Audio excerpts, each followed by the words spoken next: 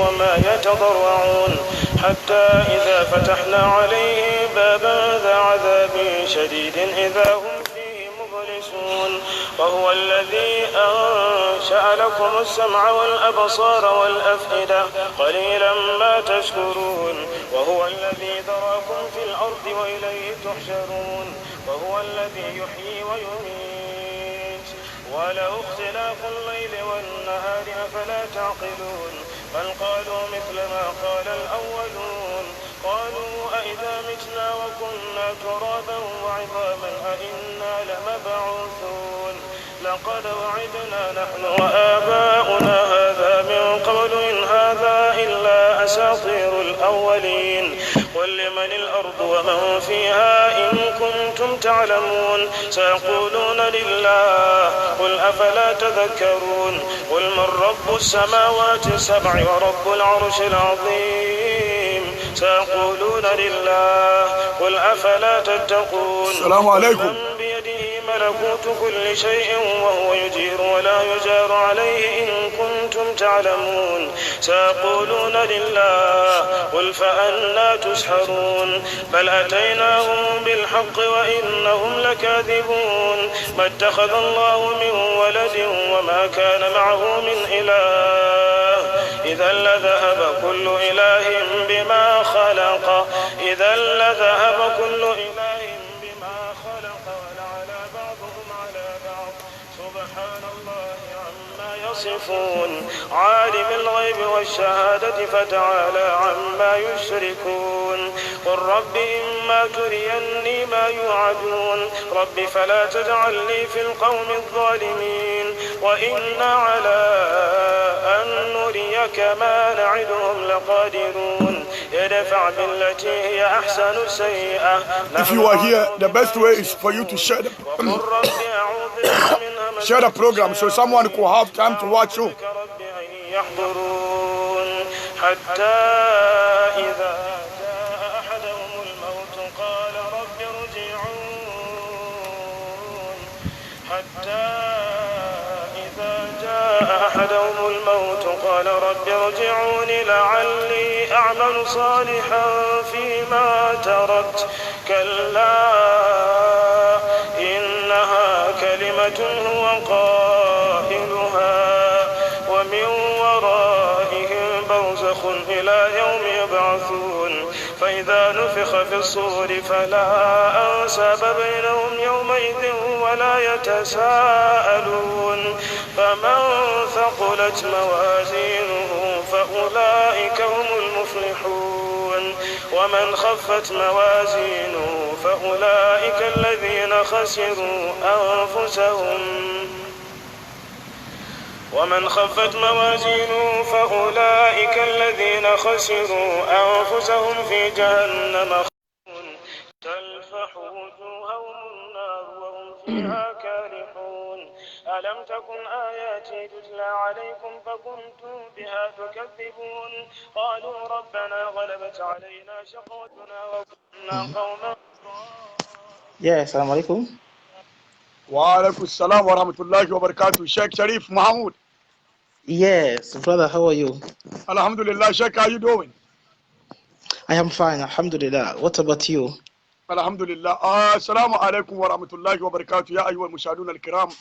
أعوذ بكلمات الله تأمات من شر ما هلك أعوذ بكلمات الله تأمى من كل شيطان وآمى ومن كل عين لامى بسم الله الذي لا يضر ما اسمه شيء في الأرض ولا في السماء وهو السميع العليم لا نريد منكم جزاء ولا شكورا إننا نخاف من ربنا يوما عبوسا قمطريرا يوم لا تملك نفس لنفسه شيئا والأمر يومئذ لله قل هو الله أحد الله الصمد لم يلد ولم يولد ولم يكن له كفوا أحد قل أعوذ برب الفلق من شر ما خلق ومن شر غاسق إذا وقب ومن شر النفاثات في العقد ومن شر حاسد إذا حسد قل أعوذ برب الناس ملك الناس إله الناس من شر الوسواس الخناس الذي يوسوس في صدور الناس من الجنة والناس الله لا إله إلا هو الحي القيوم لا تأخذه سنة ولا نوم له ما في السماوات وما في الأرض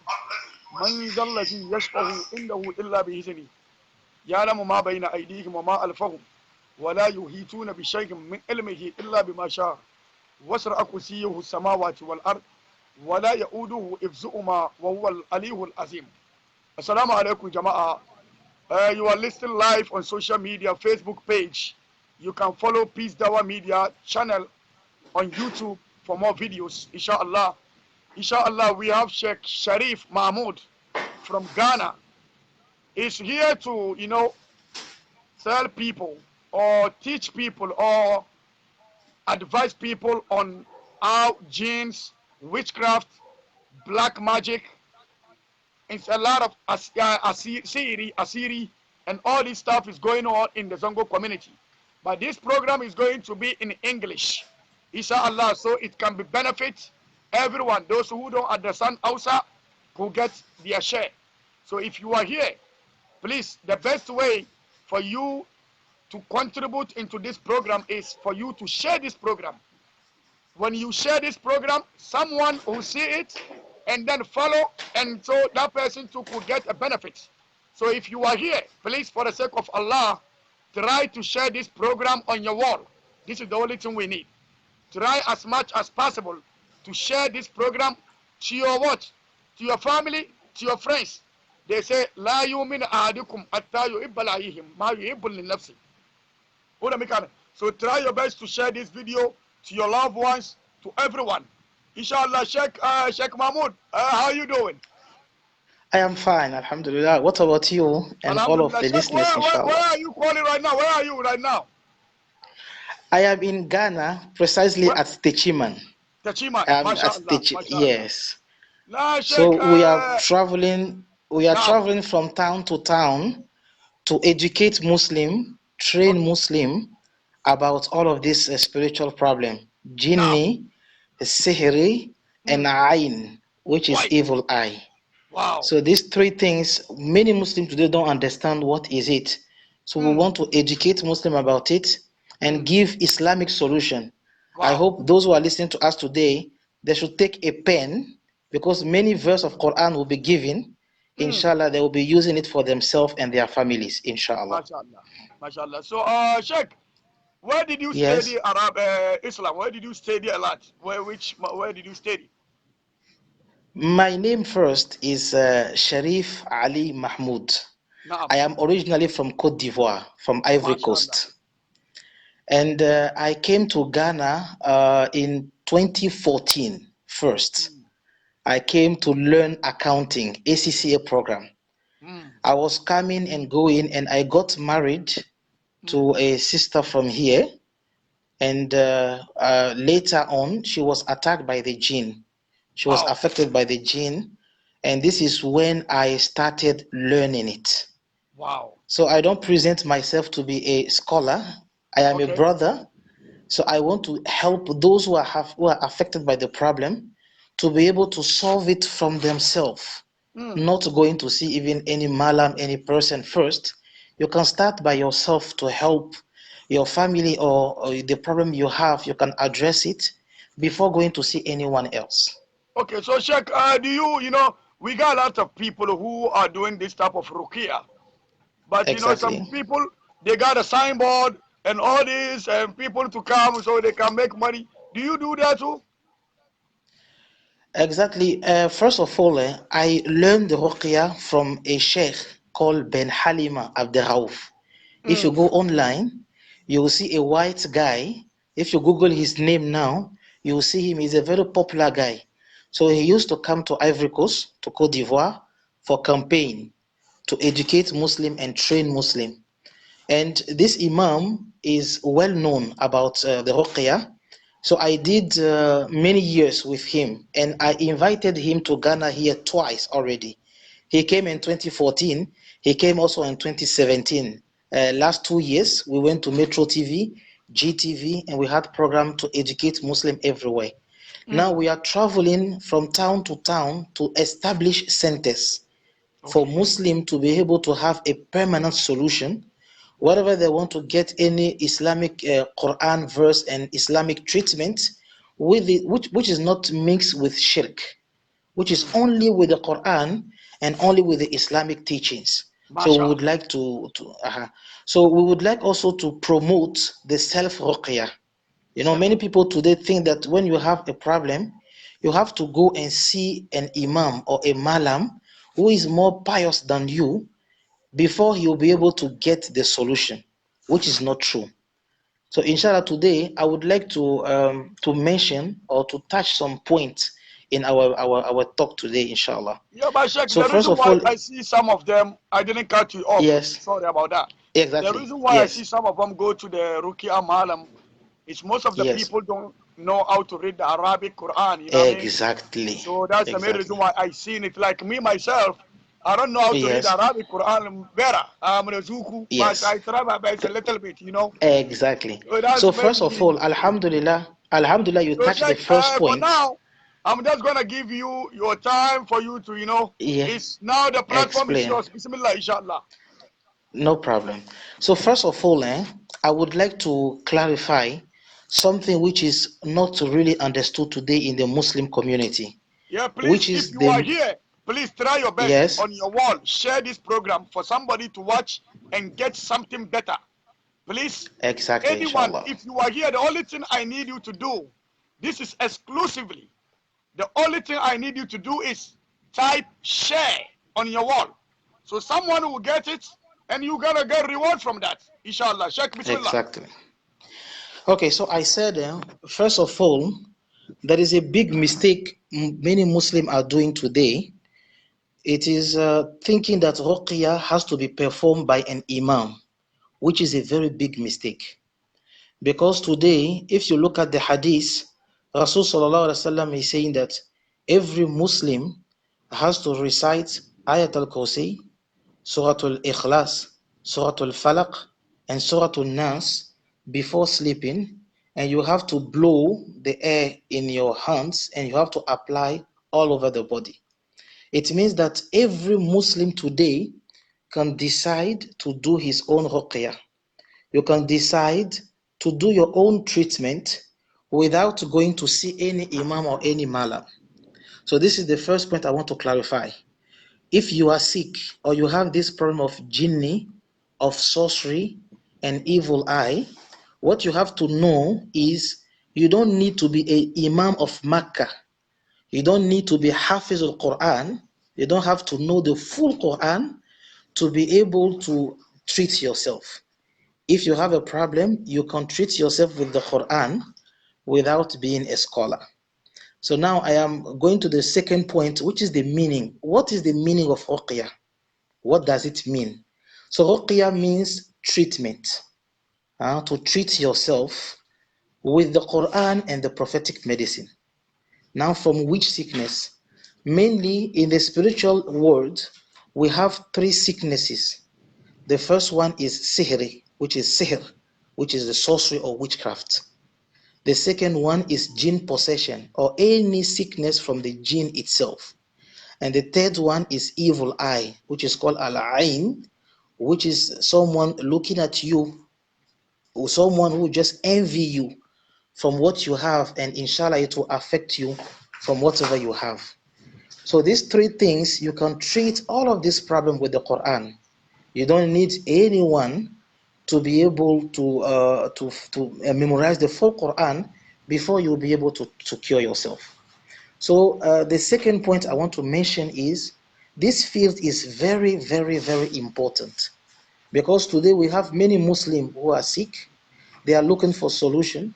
They are traveling from here and there trying to get an Islamic solution, but they will end up by being deceived by some people who claim that they can help them, but what they are trying to do is only a business, just to get some money and just to be able to make their business growing and not to really help people. I'm not saying that everyone in the field is a fake person. No. Many people are helping by the grace of Allah. But now we don't have to be thinking that this field is a business. No. So we have to help our Muslim brothers. We have to give them Quranic verses. We have to help them with everything we know. We don't have to be selling the knowledge. We don't have to sell the knowledge of Ruqyah or the knowledge of Islam. If you want to sell something, you can sell Habat Sauda. You can sell Sheikh, zaitun. 1 second. I heard Yeah. someone's Yahya Abdullah. He said no sound. Please, do you have a sound, No everyone, sound. or you don't have a sound? Let me. I can hear you, Sheikh. I hear you Okay, clearly. okay, But I want to make okay, sure because he inshallah. doesn't have a no sound. I don't know if it affected everyone. Please, Okay. if you have a sound, type yes. If there is a sound, please type yes. Is there, can you hear me? Assalamu alaikum. I can hear you. Yes, I'm talking to the people, Yeah, inshallah. I just want to make sure they type yes. Please, if you Exactly. can hear him, type yes. The sound is good. Okay, Sheikh, Bismillah, alhamdulillah. go ahead. Maybe Yahya Oh, no problem. Abdullah, your phone. Please try to share this Yes, program in your wall. Share this program. Sheikh, let's go. inshallah. So I was saying that this field is very important because we have many Muslims today who are sick. They are looking for solution and they don't know where to get the solution. Social media, please. But today, by the grace of Allah, we are going to help each and everyone who is sick to be able to do his own treatment at home. So I was saying that, first of all, as we know that many people are sick, what we are trying to explain now is how can you know? How can each and everyone know that he is sick or he is having this problem? So according to the Quran, we have 4 signs, which is 4 symptoms. If you want to know if you are affected, if you want to know if you have this problem, there is in the Quran 4 signs to be able to know them. The first one is what we call blockages in life. Whatever you try to do is not going well in your life. Whatever you are trying to start will be having some blockages. If you are trying to get a business, you are trying to get your money, you are trying to get a job, whatever you are trying to do, it will start well and it will end up by a very bad ending. Or sometimes you try to get married, you start the process, you start everything, but at the end of the day, you will see that this marriage process will not be able to succeed just because there is no specific reason on it. And the third one is you are trying to get children or you are trying to get peace in your marriage, and you find that always you are fighting with your husband everything you are doing. Or you are a student, whatever you are trying to do as a student will always be falling down. When you're going to school, everything is okay, but when you are trying to go and write the exam, you fail for no reason. So this one is the first sign that you have the problem. Why? Because Allah said in the Quran, in Surah Al-Falaq, chapter 113, Allah is saying that وَمِن شَرِّ نَفَاثَاتِ فِي الْعُقَدِ. We are asking Allah to protect us against those who have been blowing on the knots. What is the knot here? Ibn Kathir said, it is people who tied some knots to block someone else's life. It means that you can have a problem with your marriage. It's just because someone has tied it. You can have also a problem with your school because someone has tied your mind. Or you can have a problem also with money, business, because someone has tied your entire body. So this is the first sign according to the Quran. The second symptom, the second sign to know if you have the problem is what we call unusual health problem. You are trying to go to hospital because of some pain. You have pain in the head. You have pain in the stomach. You have pain in this leg. You go to hospital, they will try some exams. They will try everything. They will tell you that we don't know what you have. It means that whatever they have as machine there, they are not able to see the problem you have today. But the big problem is the sickness is not in this world, it is in the world of the jinn. This is why the medical doctor will not be able to understand, and the medical doctor will not be able to give you any cure. Or they will be giving you some medicine, you will be taking them, but it will not be going. This is why in the Quran, Allah subhanahu wa ta'ala said in Surah Al-Baqarah, chapter 2, verse 275, chapter 2, verse 275. Allah said, الَّذِينَ يَأْكُلُونَ الرِّبَا لَا يَقُومُونَ إِلَّا كَمَا يَقُومُ الَّذِي يَتَخَبَّطُهُ الشَّيْطَانُ مِنَ الْمَسِّ. Allah said in the Quran that in the day of judgment, some people will come and they will be acting like someone who has been touched by shaitan.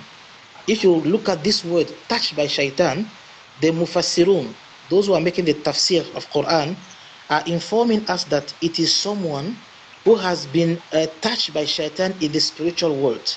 You have a sickness, but no one will be able to explain it. That is the second sign. Now the third sign is what we call unusual mental states. Okay, unusual mental states. So what is this one?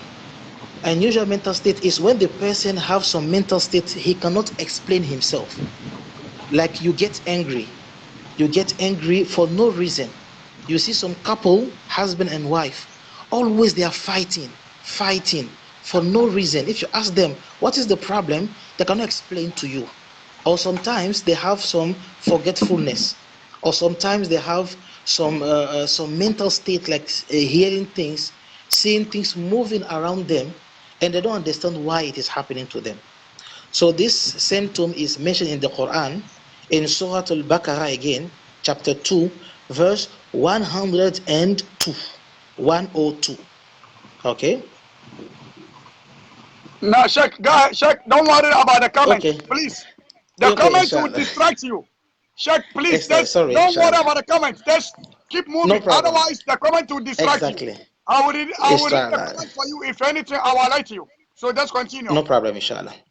Okay, so this is the third symptom. Allah said in the Quran, chapter 2, verse 102, Allah said, وَاتَّبَعُوا مَا تَتْلُو الشَّيَاطِينُ عَلَى مُلْكِ سُلَيْمَانَ وَمَا كَفَرَ سُلَيْمَانَ وَلَكِنَّ الشَّيَاطِينَ كَفَرُوا. And it is a long verse. So Allah is saying that Allah brought two angels, Harut wa Marut. These Sheikh, two angels, one second. yes. Somebody, you just came because maybe we can forget because the comment is going to keep coming. I don't want you to forget. So his name is Aminu Yaqub. He said his mom got in an accident in Kumasi, Ashanti region right now. She has been admitted at the hospital. So he need prayers from Muslims Ummah. So Sheikh, what do you have to say here so you can continue? Can you make dua for her, please? Oh, no problem, inshallah. May Allah subhanahu wa ta'ala protect her for any big problem. May Allah subhanahu wa ta'ala protect any bad situation in her case, inshallah. May Allah subhanahu wa ta'ala protect her also for any bad situation. May Allah subhanahu wa ta'ala protect all of the Muslims wherever they are. May Allah subhanahu wa ta'ala protect everyone from this bad accident, inshallah. Now we have a number, we have a group of shifa, of prayers. Maybe at the end I will send it. You can send the name of your mother there and other things. We'll wake up in the night, inshallah, and make dua for those who are in need, inshallah, and we ask Allah subhanahu wa ta'ala to protect them, inshallah. You are about to done, text me that number. I will pin the number for people to contact you, these people, inshallah. So inshallah, may Allah give her well, inshallah. May Allah give her shifa. Ameen. Bismillah, Sheikh. Go ahead. Ameen. Thank you very much, inshallah. So Allah said in the Quran, in Surah Al-Baqarah, talking about Prophet Solomon alayhi salam. So Allah said that he sent some angel, Harut wa Marut. These two angels, when they came, they were teaching to people how to do sihr, how to do sorcery. Okay, so in this kind of teaching, Allah said that whatever they were doing was kufr, whatever they were doing was disbelief. And Allah said at the end, فَيَتَعَلَّمُونَ مِنْهُمَا مَا يُفَرِّقُونَ بِهِ بَيْنَ الْمَرْءِ وَزَوْجِهِ. They were coming to learn from Harut wa Marut how to separate a couple, a husband, from his wife. It means that today we have many couples, we have many husband and wife, they are fighting, but the reason behind or the source behind their fight is not normal. It is sorcery, it is witchcraft, it's something behind it. And now the last symptom is what we call nightmares. There are some kind of dreams which is not good dreams. We have some kind of dreams which is showing that you have a spiritual problem. Those kind of dreams are, you dream always that someone is chasing you. You dream always that you are flying. You dream always that you are falling down in a big hole. Or you dream always that you are traveling. You dream about animal, snake, dog, fish. You dream about dead people, cemetery, funeral. Or you dream about having sex with people, with women, all over in the night. So those kind of dreams are not good dreams. Those kind of dreams are a sign that there is a problem and you have to do a treatment. So what is the evidence? How can you know that this dream is really a problem? Because a Muslim, our source is the Quran. Whatever I'm telling you today, I have to give you the source. Where is it coming from? The Quran. So the nightmares is a sign of sorcery because Allah said in the Quran, in Surah 8, Surah Al-Anfal, verse 11, Allah is saying, وَيُنَزِّلُ عَلَيْكُم مِّنَ السَّمَاءِ مَاءً لِيُطَهِّرَكُم بِهِ وَيُذْهِبَ عَنكُمْ رِجْزَ الشَّيْطَانِ. Allah said that we have sent down from the sky some water, some rain water, which is pure to purify you from the impurity of shaitan. To purify you from the impurity of shaitan.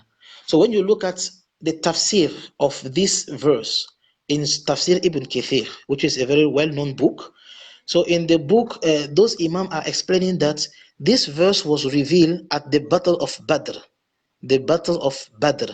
So the Muslim, the Sahaba, they went there and they slept before the battle, and most of them got some wet dream.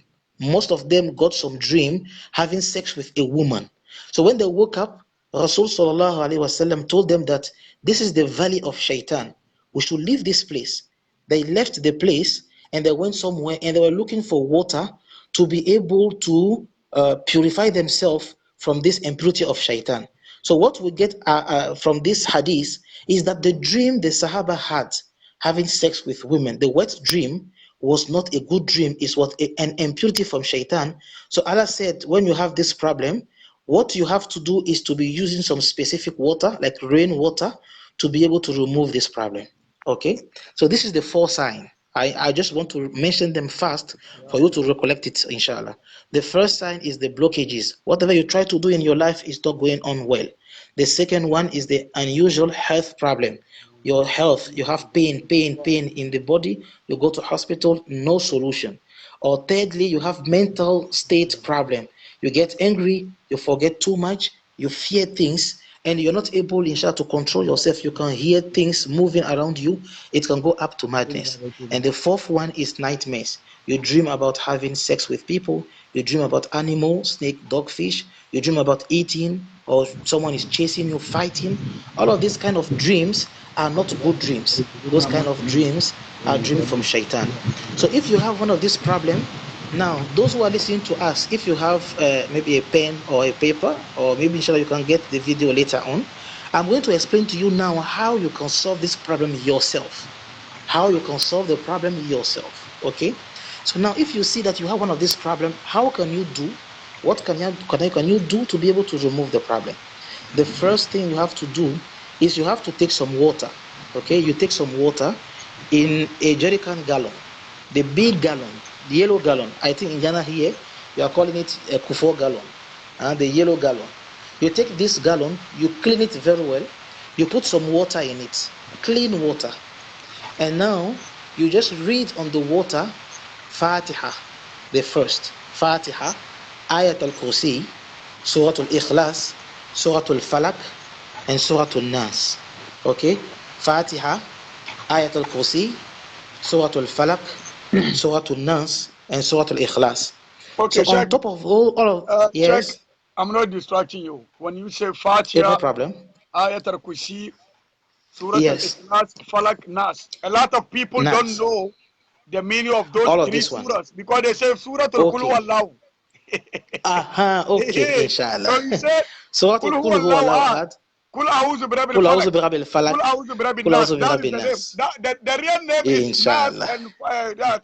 Because a It's lot of true, people inshallah. confuse. Somebody say Exactly. Surah al-Qul Huwallahu. I heard it before. Inshallah. So it's very good. Inshallah, I really appreciate what you are doing. It's very good. I am not from Ghana, you see. So if you are adding like this, it is helping for the people from the country, inshallah, to be able to get it up. Bismillah. Thank you very much. Inshallah. So I said you have to take some water, okay? But you have to take a lot of water, not a glass or a voltic bottle. It is too small, okay? Try to take a lot of water in a jerrycan gallon from 20 to 25 liters, okay? A jerrycan gallon. Now you put water in it, clean water you can drink and bath with. Put some water in it, which is clean, you can drink and bath with. And now you read Fatiha, which is Surah Alhamdulillah, okay? Surah Ayat al-Kursi, the verse Ayat al-Kursi.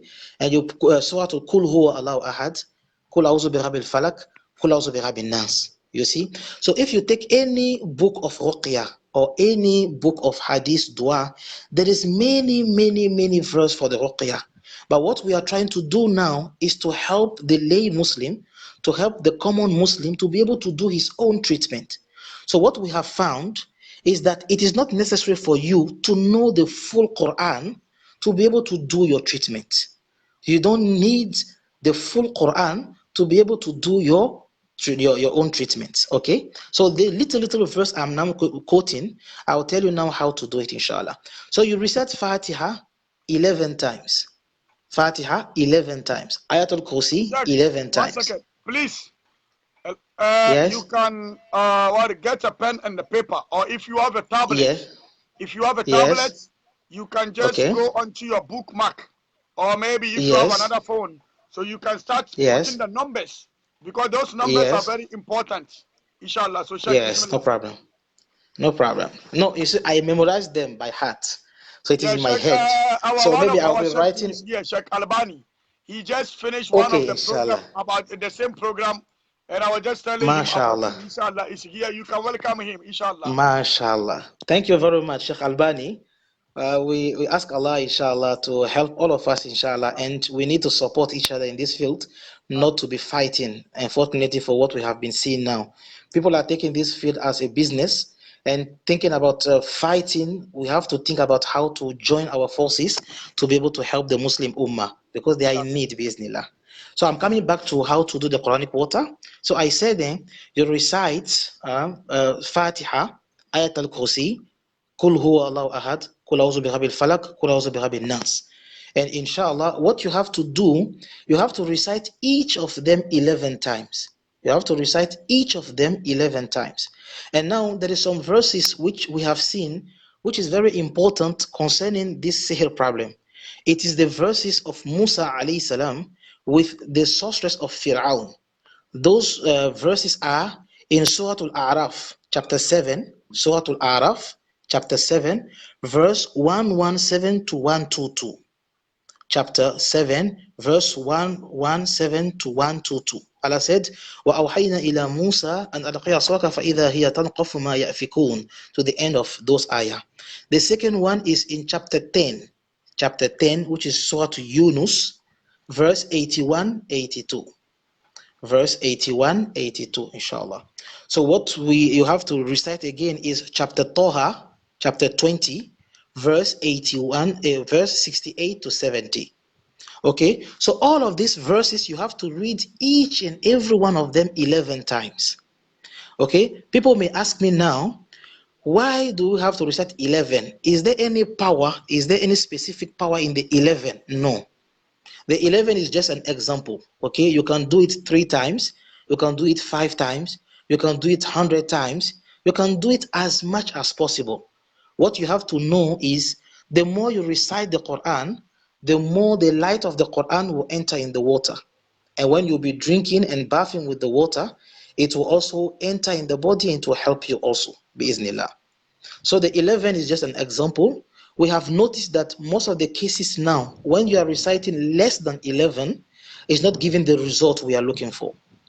Now, what I have to mention, you don't need to know all of this surah. If maybe you are a common Muslim, you don't even know Ayatul Kursi, you don't even know Kul huwa Allahu ahad, you don't know what is Kul a'udhu bi rabbil falaq, Kul a'udhu bi rabbin nas.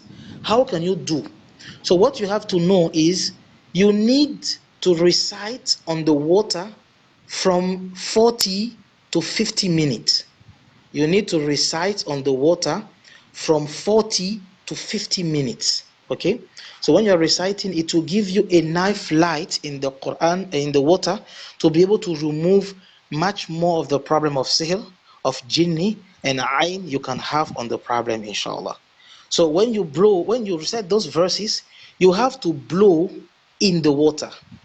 So if you recite the water and you take pure water sachet and it is closed, if you recite the Quran, the light of Quran is not entering in the water. You have to take a gallon or something which is open, like a bucket. Yeah, this one. If it is closed, you have to open it like this. Open it exactly, and you recite, you blow in it. Okay. Exactly. So if it is you closed, recite, you blow like this. You blow. Exactly, inshallah. Yes, sir. Bismillah. Yes.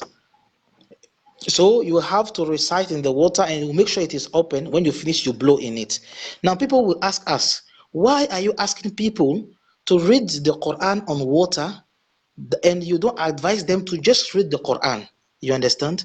Because in the field of ruqyah, in the field of treatment, when you read the Quran in water to drink and bath, is much more effective than if you just read the Quran.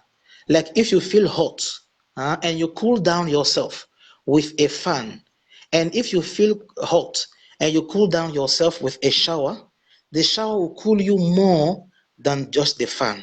So when you read the Quran in the water to apply on yourself to drink and bath with it, it will give you much more results than if you are just reciting the Quran like this.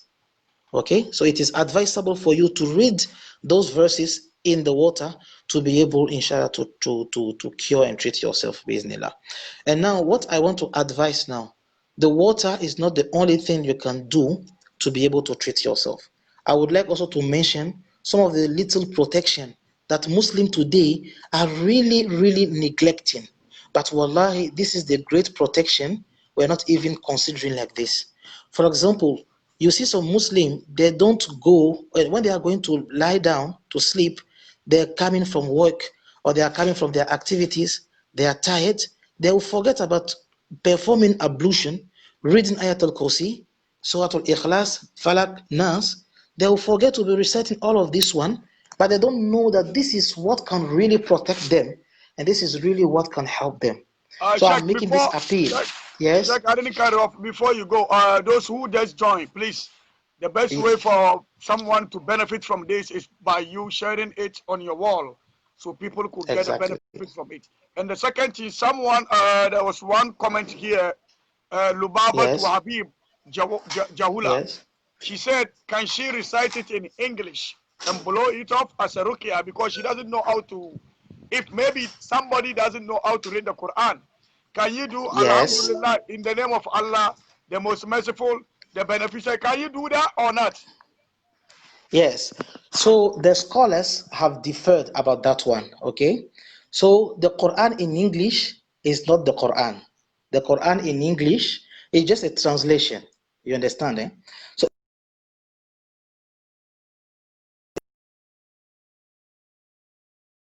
to use that one, okay? It's better to use whatever you have in the Quran directly to be able to do your treatment. But it is not forbidden. If you don't know anything in the Quran, even Fatiha, if you don't know it, you can do it in English and blow on the water. Why? Sheikh Bin Baz from Saudi Arabia in a fatwa said that Ruqya is dua. Ruqya is dua. So the dua can be done in each and every language. If I'm doing dua for my father today, I can do it in Chinese if I want. I can do it in any language I have. So the Ruqya can be recited. I will give you the book, inshallah. Those who want to check, inshallah, at the end, I will give you some books which is very beneficial about the Ruqya itself. For those who want to check everything I'm saying, bismillah, it will help. So Sheikh, those who can know, someone too was yes, asking Adam Ali. He said, yes, Surah Taha, which ayah? yes, Which ayah? 68 to 70. 68 to 70. Allah said, قُلْنَا لَا تَخَفْ إِنَّكَ أَنْتَ الْأَعْلَى وَأَلْقِ مَا فِي يَمِينِكَ تَنْقَفْ مَا صَنَعُوا, to the end of the ayah. He So said, this is, Kabiru Muhammad too, he says, can you do it for someone else? That ruqyah. exactly. As I said, I told you, ruqya is dua. If you have your father or your mother who is in a serious pain, she cannot recite it herself, you can do it for the person.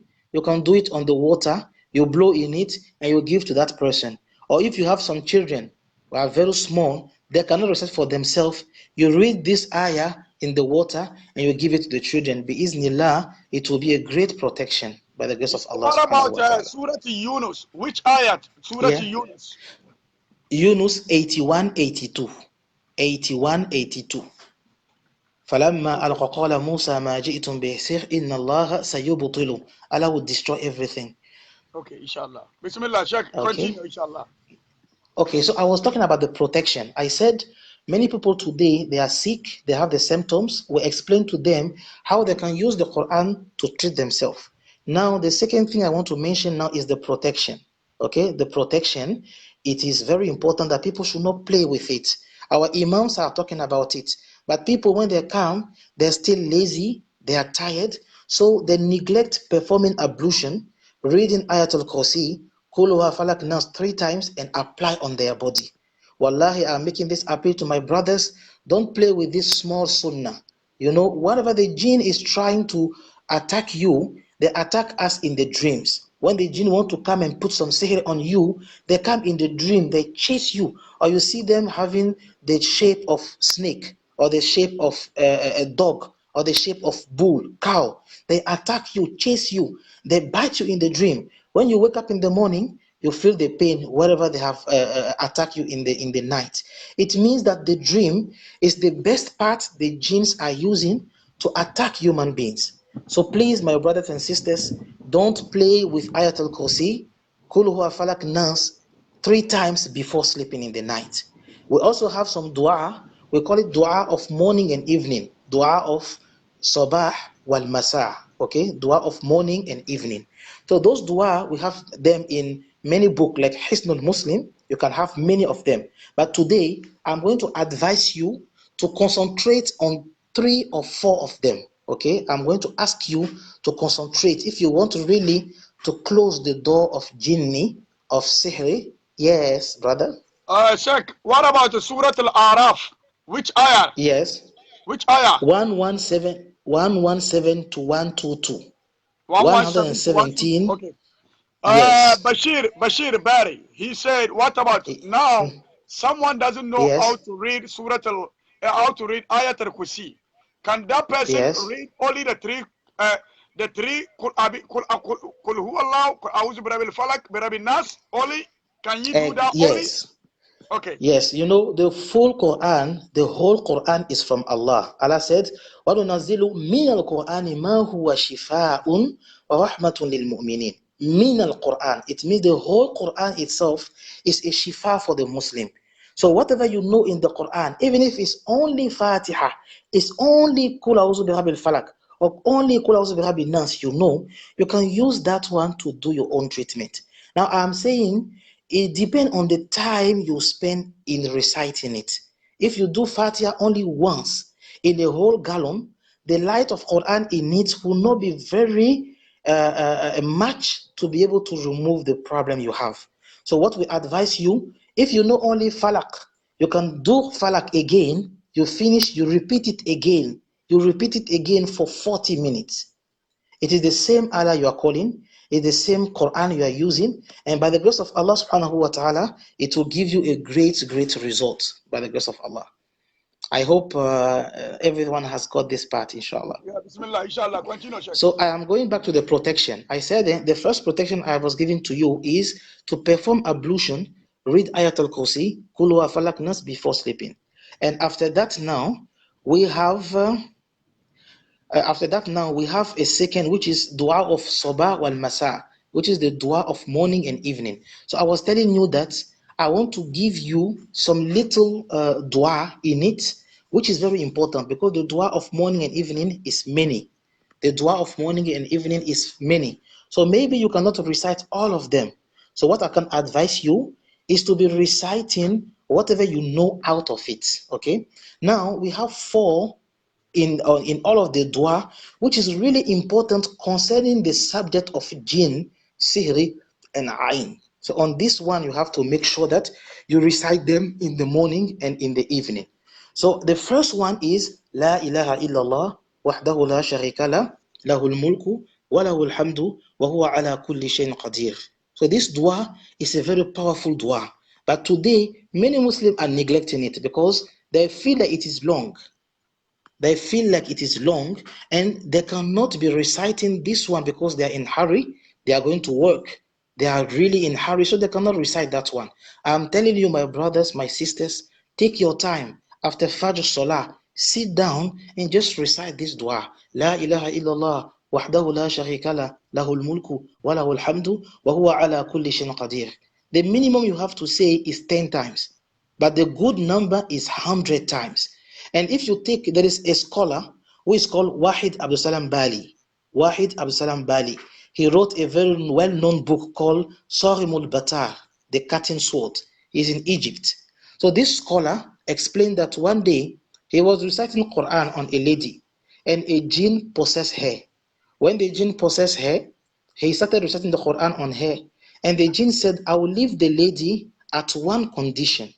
My only condition is, if I leave her, I will enter in your body, you the Imam. And the Imam said, Subhanallah, no problem. Try to enter, and inshallah, you will see if you can enter in my body. So the jinn tried to enter in the body of the Imam, and he couldn't. He came back in her body, and he was crying. And he said that I was going to your body, and the angel told me that you recited La ilaha illallah wahdahu la sharika la lahul mulku wa lahul hamdu wa huwa ala kulli shayin qadir 100 times this morning. So there is no road for any jinn or any sihr to affect you this day. Allahu Akbar. So you see, my brother, so if you are able to recite, Sheikh, can you help us can you tell us the meaning of La ilaha illallah wa'adahu la sharika la lahul mulku wa lahul hamd wa huwa ala kulli shay'in qadir? Just explain to us yes, in English so people who understand what is the meaning. exactly. So La ilaha illallah means that there is no other God except Allah who is worthy of worship. There is no other God who would deserve the worship except Allah subhanahu wa ta'ala. This is La ilaha illallah. Wahdahu la sharika la. He is unique. He is alone and he doesn't have any partner. Wahdahu la sharika la. Lahul mulku. To him he is having the kingdom, the mulk. Okay, lahul mulku wa lahul hamdu, and to him also is having the praise. Okay, lahul mulku wa lahul hamdu wa huwa ala kulli shayin qadir, and he is capable of everything. Allahu Akbar. So when you are reciting this dua, you are saying that Allah is alone. You don't fear anyone. You don't fear any jinn. You don't fear any sorcerer. You don't fear anyone who is trying to bring you down. And if you recite this one with your heart, trying to think about the meaning, Allah subhanahu wa ta'ala will protect you, and Allah subhanahu wa ta'ala will guide you throughout the whole day. So I'm just appealing again, all of my brothers and sisters, try your best to recite this dua, La ilaha illallah wahdahu la sharika la lahul mulku wa lahul hamdu wa huwa ala kulli shayin qadir 100 times in a day. Okay, you can divide it if you want, 50 times in the morning, 50 times in the evening, but try to do it 100 times in the whole day. Don't be too much in hurry in the morning. Try to do your dua. Think about Allah. Whatever you need in this world as money, whatever you need, marriage, a good wife, protection, sickness, a cure from the sicknesses, all of this one, ask Allah, and don't be in a hurry, because Allah said, Hayya ala salah, Hayya ala al-falah. When you're coming to the salah, you are coming also to the success. And so we have to take time and ask Allah whatever we need, inshallah. So this is the second one. After Fatiha, Ayat al-Kursi, Kul wa Falak, Nas, you also have to recite La ilaha illallah wahdahu la sharika la lahul mulku wa lahul hamdu wa huwa ala kulli shayin qadir. And now we have two dua we have in the dua of morning and evening. We would like to ask people to stick on it very well. The first one, that one is dedicated to our brother today. Alhamdulillah, I see whenever you start doing your program, you start by those dua. We have the first one, which is A'udhu bi kalimatillahi ta'ammati min sharri ma khalaq. You have two riwayah. You also have A'udhu bi kalimatillahi ta'ammati kullihinna min sharri ma khalaq. So you're asking Allah through all of his pure words to protect you from everything he has created. You ask Allah through all of his pure words to protect you against everything he has created. Either it is jinni, either it is human being, whatever can affect you, you ask Allah to protect you against all of this one. So it is very good when you are doing it. Allah will protect you from every problem you may encounter in the day. Okay. The second one is Bismillahil ladhi la yadurru ma'a ismihi shay'un fil ardi wala fis sama wa huwa sami'un alim. Okay. Bismillahil ladhi, by the name of Allah. Bismillahil ladhi la yadurru ma'a ismihi shay'un fil ardi. By the name of Allah, nothing can harm in the heaven and on earth Bismillah alladhi la yadurru ma'a ismihi shay'un fil ardi wala fis sama wa huwa as-sami'un alim. Allah is the one who is hearing and knowing everything. Okay? So when you do dua, by the grace of Allah subhanahu wa ta'ala, you will have the chance to be able to be protected in the day. And may Allah subhanahu wa ta'ala guide us on all of this one, bismillah. So these are the small protection I would like you to really keep. Now, the other things I want to ask you to do is also to be saying Bismillah, at 5 moments. To be saying Bismillah at 5 moments. So today we have 5 moments. As Muslim, we have to try our best, inshallah, to be reciting those Bismillah. So normally we have specific dua. We have specific dua for them, but we see that many people are not, they're not having the time to be reciting them. So at least if you don't know, at least you have to say Bismillah, the minimum. So the first one is to say Bismillah when you're about to go out from your house and to enter in your house.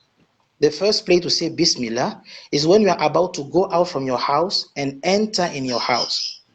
Okay? So this is the first time. If you don't know, we have dua, Bismillah walajna wa Bismillah kharajna wa ala Allahi rabbina tawakkalna. There's the dua when you go out and there is dua when you are entering out. If you don't know them, at least say Bismillah. Okay, this is the first one. When you go out from your house and when you enter in your house. The second time you have to say Bismillah. Yes, brother. Sheikh Kabiru Muhammad, he says, Yeah. please, Yes. how will you know the Al-Janni, like jinns, want to enter your house? How do you know if the jinn want to enter your house? How do you know?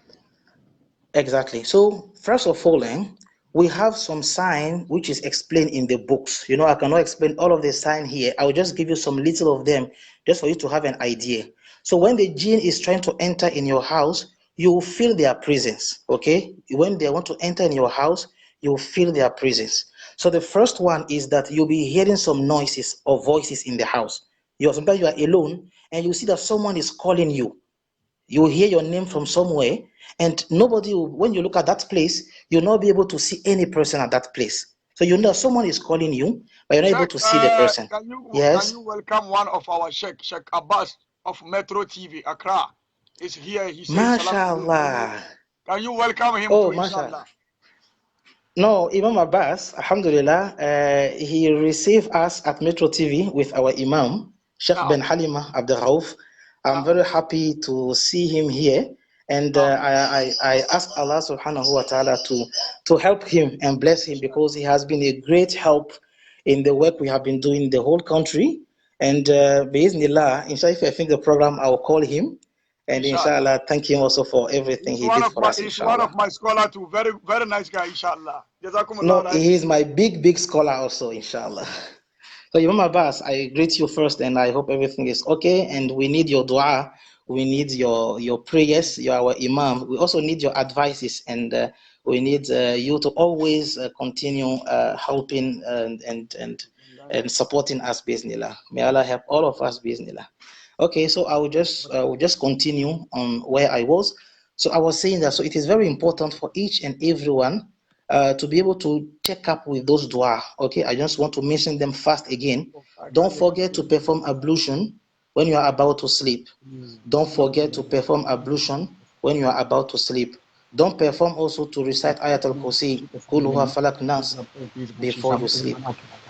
Don't forget also to do to recite A'udhu bi kalimatillahi tammati min sharri ma khalaq. Don't forget also to recite Bismillahi alladhi la yadurru ma'a ismihi shay'un fil ardi wa la fis sama wa huwa as-sami'ul 'alim. So don't forget also to try your best, inshallah, to keep on your protection, because as a Muslim, it is very good and very important for you to keep on all of this one. But now, just to end, you have to know that the greatest protection a Muslim can have is to stay away from sins and to try to increase the good deeds. This is the key point. This is the secret. If you want to be a good Muslim, if you want to be protected, try as much as possible to be able to do your prayers and to do whatever you know it is good in Islam, and try also to prevent yourself from any sin you know, and you know Allah has forbidden it.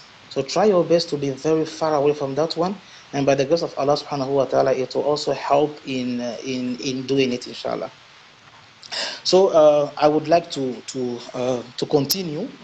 I don't know exactly how long I have in the program. No. So I It's think that it's open. It's open. it's Just open, keep going until inshallah. you are tired. Okay, Then so we are tired. We can. Yeah, it's open. inshallah, Yeah, it's open. Because I'm alhamdulillah. not gonna bring anyone. It's only you. Anyone who Exactly. has a question can type it. Okay, Can type inshallah. it. Then I'll tell the Sheikh. Or if you go to Peace Dawa Media, there is a number there where you can send your Okay, you can questions just on call WhatsApp. I'll read it to exactly the on Sheikh, WhatsApp. inshallah. Bismillah, Sheikh. Go ahead. Okay. Inshallah. So the brother is reminding me, inshallah. So the brother was explaining how can you know that the jinn are present in your house? Okay. So the jinn, how can you know, sorry, that the jinn are trying to enter in your house? I was saying that the jinn, when they are somewhere, you always feel their presence. You always feel their presence, and you also feel the way they will be acting on you. Okay, so I was saying that first of all, you will hear sometimes the jinn talking to you, calling you from a place, or you will feel their presence when you are sleeping, or sometimes even you feel them in the dream. As I said, that when you dream, sometimes someone is chasing you, or you dream that a snake, a bull, or a cow is chasing you. You have to know that a jinn is trying to affect you, is trying to enter in your life, and you have also to take some protection to be able to block him. Or sometimes you feel them also when you're about to sleep or about to wake up. You feel them, they are coming to crush you, they are coming to hold you, and they don't want you to be able to talk, even speak to people for some few seconds before they will go. So all of this one it will show you that the jinns are there. And now a Muslim has to know that the jinni, if they are around you and they are trying to affect you, it is always possible. It is always possible to stop their affection, and it is always possible to be able to block whatever they are doing, inshallah. So whatever I was trying to explain is, if you feel their presence in your house, you can also do the same treatment, okay? You can do the same treatment. Read the Quran on water, Fatiha, Ayatul Kursi, Kul Huwa Falak, Nas, and try your best, inshallah, to spray this water in the whole house, okay? The water I gave you now to drink and bath, you can also use it to spray in your house, and it will also stop the affection of the jinn in your house, okay? Inshallah. And even it remind me, I forgot a little part when I was talking about the water. I explained to you how to prepare the water, but I forgot to explain to you how to use it, okay? How to use the water. So when you are taking the gallon of water, you recited on it Fatiha, Ayat al-Kursi, Kul Huwa Falak, Nas. What you have to do is you have to be drinking the water, drink the water twice a day, and bath with the water also morning and evening. Okay, you have to be drinking the water and bathing with it. So what we intend is for the Quranic water to be inside your body and outside your body.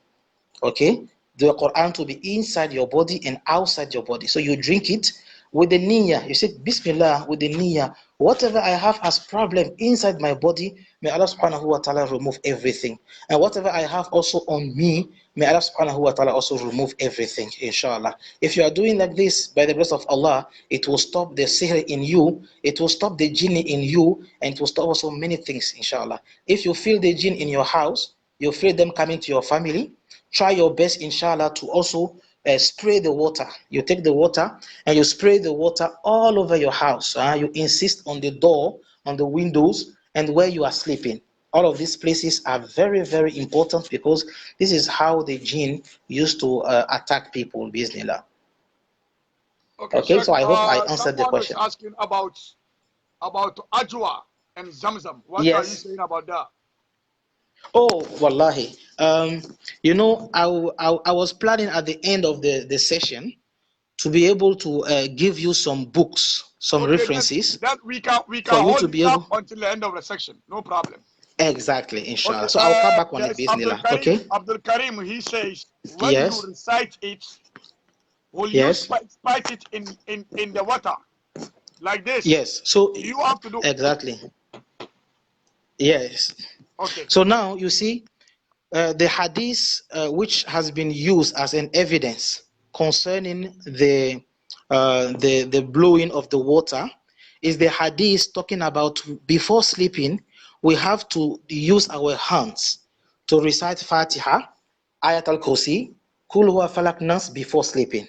So the word Allah subhanahu wa ta'ala, the word which is mentioned by Rasulullah in the hadith, though the Imam have different view about it. The Imam have different explanation about it. So the Imams are saying that you have to just blow. It's only the air coming out which has to touch the water. But you don't have to be spitting saliva in it. You understand? Eh? So some of the Imams also are saying that it is spitting. A little part of the saliva has to be coming out also. So those 2 point of view is there. So you can choose any one of them you want to do. So you can just blow and the air will be touching the water. You can also spit a little so that inshallah the saliva or small of the part will be just entering the water. But what is most important is it has to be open. Don't close it. Don't close the water, or don't use pure water sachet, because if it is closed, the Quran is not entering inside. So it is just the Quran will be recited and the light will enter in you, but it will not enter in the water. Okay, Sheikh. Okay. Someone says, can you take the water and go into the bathroom and bath with it? Can you do that? Okay, no. You see, normally the name of Allah subhanahu wa ta'ala has to be respected. You don't have to disrespect Allah. So when you read Quran, Fatiha, Ayat al-Kursi, Kul Huwa Falak Nas, and you blow in the water, we advise you not to be bathing with this water in the bathroom. So what you have to do is that you can choose a place, maybe in your hall or outside, where you can bath. But if you don't have any other place except the bathroom, what you have to do is that you take a big basin, you take a big container, a big pan, and you just stand in it and you pour the water on over yourself, and you make sure that the water will come in the pan, and you take it and go and pour it outside. Okay. Just in case you come home, you are home and you had somebody call you. Yes. You don't see the person. Do you have to respond? No. That's Abdullah You see, the jinn. Yes. So the jinni. Let me give you an advice now. You know, the word of the jinn is the word of beings who are very lazy. Like Rasulullah is telling us that if a Muslim enter in his house, okay, and he doesn't say Bismillah, if a Muslim enter in his house without reciting the dua, the jinni and the shayateen will be following him in the house, and they will say, Alhamdulillah, they got a place to sleep today. If the Muslim also eats without saying Bismillah, the jinni will also say that, Alhamdulillah, we got a place, we got also a food to eat. You understand? It means that the jinni, they will not go and build their own houses. The jinn will not go and build their house. They will not go and look for their food. But they are waiting for human beings to make their effort. You go and look for your food, and he will just come and eat with you if you forget to say Bismillah. The jinn also will come and sleep in your house if you forget to say Bismillah entering. Or they used to go and sleep in the house which is not completed, the uncompleted house. They will just go there and they will try to just live without affecting human beings. Okay, so the jinni, they used to have this kind of things, though they are lazy, most of them. Now the jinni, when it comes to having contracts, having agreement with human beings, they have some tricks. We had some sisters we treated. They came to us and they told us that they were having sometimes, they will be seeing some money. When they were going to school, they will see that whenever they are walking, they will see some money on the floor, and they used to pick the money.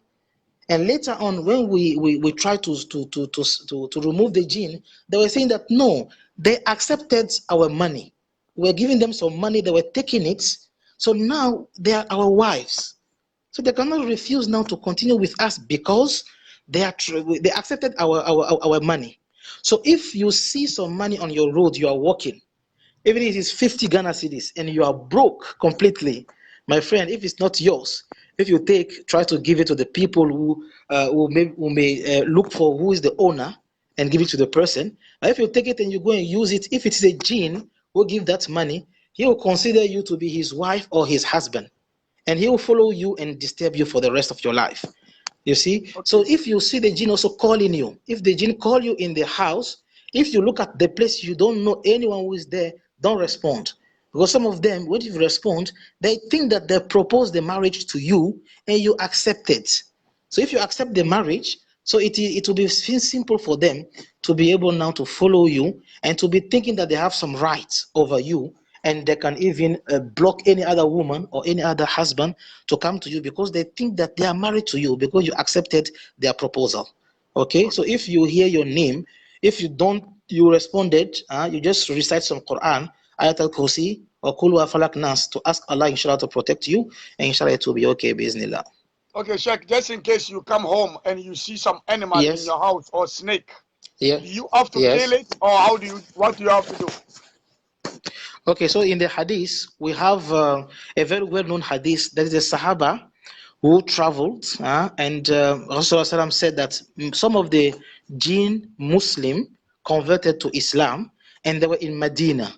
So Rasulullah told them that if you come in your house, or you see an animal who is in the house, don't try to kill him directly, because he may be a Muslim jinn who is staying in the house, and maybe he is taking your dua. Is when you read Quran, he's also listening to it, but it doesn't affect you. You understand that? So what the scholars are saying, what is good in that situation is to warn him. Okay, you just ask if you have a possibility to bring him out. You understand? That one you don't have the problem. But if he's attacking you and you don't have the choice, you have to defend yourself. Okay. Okay. Someone say, but Borussia Dortmund, he says, Yes. when you have a dream by a person you very known, Yes. trying to hurt you, Yes. in a dream, is that part of the Yes. jinn? I didn't hear you very well. Can you repeat, please? Just in case you have a dream with someone, the person Yes. you know him very well, but that person tries Yes. to harm you in the dream. Yes. Is that Yes. part of the jinn? Okay, so Alhamdulillah, I really appreciate this question because it will help me to clarify many things people are saying, which is not true in this field. So first of all, if you are dreaming, okay, and you see someone you know in the dream, it doesn't mean it is the person coming to attack you. Subhanallah. Today we have people, if they dream and they see the face of their own father, or they see the face of their own mother in the dream attacking them, they will immediately run and say that, no, my father is doing sorcery to me, my mother is doing sorcery to me, and they will be even going to some raqis who will confirm to them that, no, most of the things they have done, it is also from their parents, and it will just be accusing people without any proof. So if you dream and you see someone in your dream, you see the face of someone in your dream, it doesn't mean it is the person doing sorcery to you. For example, you will see many sisters, they are dreaming and they are seeing their own father sleeping with them, or they will see their own brother sleeping with them. Does it mean that your brother around you is trying to sleep with you? No, it's not the meaning, okay? So the genie can take the face of each and every one.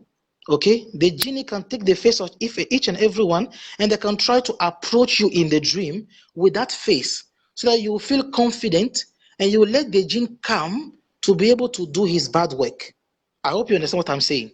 So for example, if a genie want to sleep with you, if he take the face of your enemy, if you see him, it is very obvious that you fight him. You will not allow him to even come closer to you.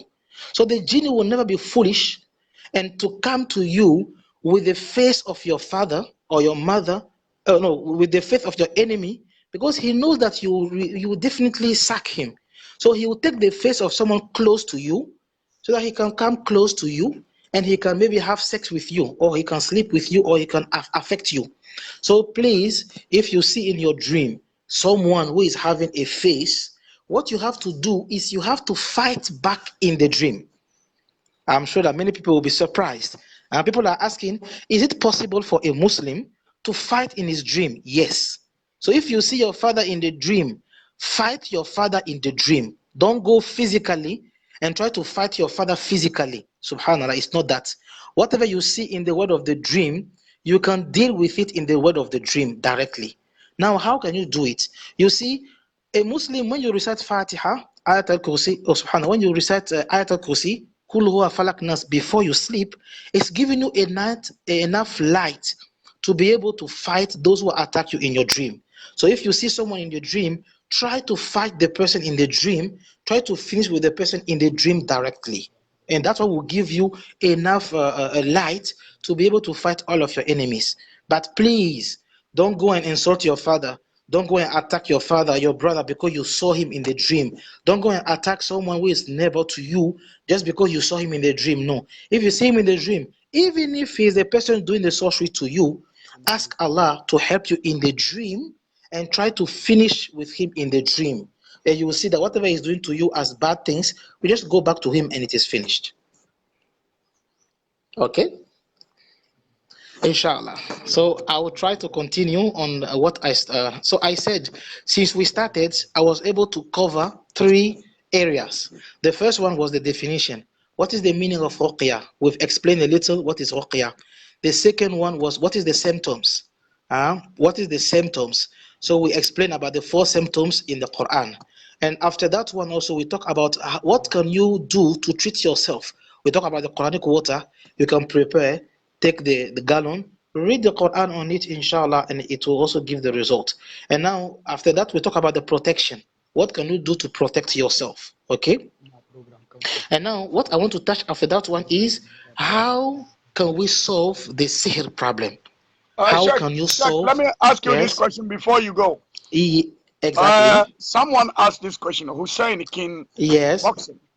He said, when you forget if you had a dream and you forget about the dream yes, yes. from sleep, is that part of the sign of the jinn too? Oh, no, no, no, no. There are some people, they don't recollect their dreams.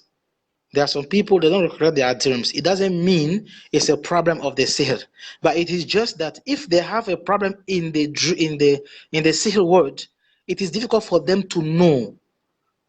You see, so whatever is done to you in the spiritual world, you receive the news in the dreams.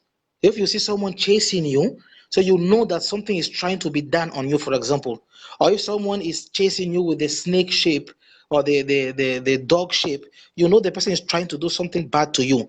But it doesn't mean that if you don't remember your dreams, it means you are sick. No.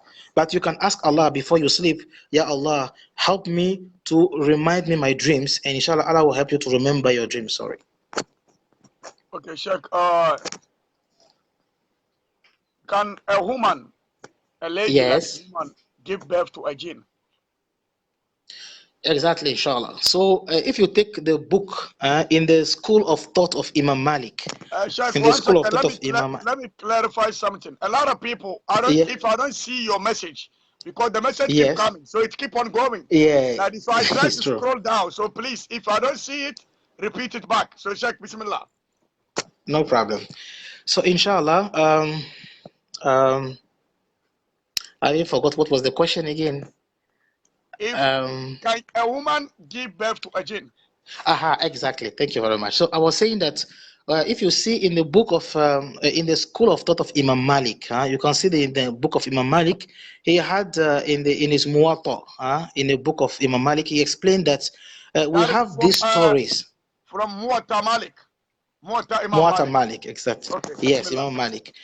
So he was explaining it that he had some news, he had some people coming to explain to him about this marriage between human beings and jinn. Okay, so he quoted even the story of Solomon. You know, there is one of the wife of Solomon who is called the Queen of Saba, the Queen of Saba called Bilqis. You can see, according to some tafsir, some imam of tafsir, those things were explained that it is possible.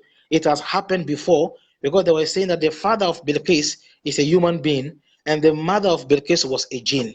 You understand? So some people were saying that it is possible, but in the law of Muhammad, in our Sharia today, it is not allowed. You cannot go wake up today, call your parents, and go to a jinn family to ask their wife in marriage. You understand? Now it is not possible. You understand? It has happened before, but in the word of in the Sharia of Muhammad Rasulullah, at the moment the words after the veil between our words and the word of the jinn, we are not supposed to interact. So the jinni are not allowed to possess us. They're not allowed to come and make us sick. Sheikh, your line is cutting up. I think someone is trying to call you, or maybe your network. Jama'a, stay tuned. Sheikh is coming back. I think it's line. Okay, Sheikh, somebody tried to call you, I believe. Yes. It's my first time to have a live program like this on Facebook, so it's This is your very first time? experienced. Yes. Wow, mashallah. That is Peace Dawa Mash, Media. A lot of people don't be on mashallah, Facebook. But once Peace Dawa is having a program, they want to be on it. That is the power of the Peace mashallah, Dawa Media. mashallah. So So may Allah make barakah and protect you forever, inshallah. Did you finish with that question Yes. so I can go with the next question? Yes, yeah, you can go with the next question, inshallah. Our sister Ajia Rahi, she said, Sheikh, please, for over 3 good years now, I have been having dreams with a man, the face, even daytime. She has a dream with a man, but even the daytime when she sleeps, she had a dream with a certain man. Inshallah, what about that? Okay, so as I told you, if you know that person, if you dream and you see someone and you know that person, please don't go and fight with the person. Don't go on the road there. You have been attacking me. No. Even if he's the one attacking you, he is aware that you know. So he will just increase it on you. So if you see someone in your dream, as I was telling you, you have to solve the problem in your dream. If someone attacks you spiritually, fight the person also spiritually. So I said to be able to fight back in the dream, what you have to do is you have to prepare yourself before sleeping. If a jinn is having the shape of snake or dog or bull, he come and attack you. If you read Ayatul Kursi, Kul Huwa Falak Nas, you read more of the ayah to be able to attack them back, inshallah, you'll be able to kill them in the dream. So we have on our page, if we finish, I will give you some, we have a full article, how to beat and kill the jinn. The jinn used to attack human being in the dream. They used to attack us also physically. So we have an article explaining in details how you can fight them back and kill them, biiznillah. So as a human being, the person you are seeing in your dream, try to read Ayatul Kursi. Before you sleep, take the niyyah, ask Allah. The person coming to me, attacking me, Ya Allah, allow me to be able to kill him. But you have to finish him off in the dream to make sure that whatever is doing bad in your life, it will stop. If it is someone, a human being doing it, it will go back directly to the person doing it, inshallah. Now, someone may ask me, what is our page? I told you that if you go to internet, you just write Ben Halima, Ben Halima Abderraouf. Ben Halima Abderraouf. Imam Abbas knows him very well because I said he received him at Metro TV in the program, inshallah. So the website is his name, benhalimaabderraouf.fr. It's the full website. Now you can see we have also a page in Ghana here. We have a page in Ghana, we call it Al-Istisal, to extract from the roots. Al-Istisal Ghana is the main book of our Imam, inshallah. So you can just Google it or you can just write it here. I'm sure that you'll see the page or the website, bismillah. Sheikh Habib Baron, he says, after you have recited all these verses of the Quran you mentioned, and you blow it in the gallon or maybe in any bar or something like that. Yes. Do you have to drink it or bath it? Which one? Which is which? Both of them. You have to drink it and bath with it. I said what we intend is for you to be having the Quranic light inside your body and outside your body.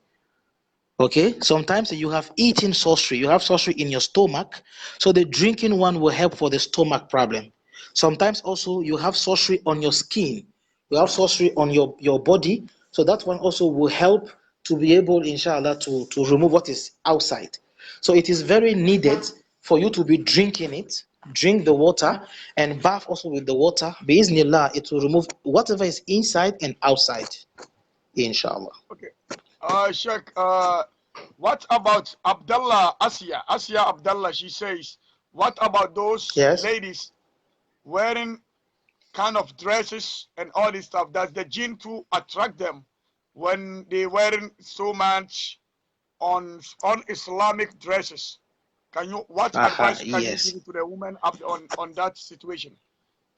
Exactly. So we have one hadith where Rasulullah informs us that when a Muslim leave his house and says, Bismillahi tawakkaltu ala Allahi wa la hawla wa la quwwata illa billah, some angels are coming and are protecting him or protecting her wherever he's going.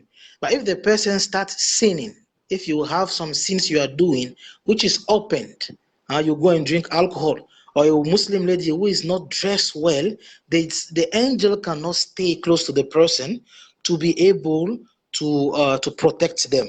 So maybe the person, if the Muslim sister is just going and she is not having any veil, or she's not protecting, or she's not dressed well, the angel will go and the shayateen will be coming back.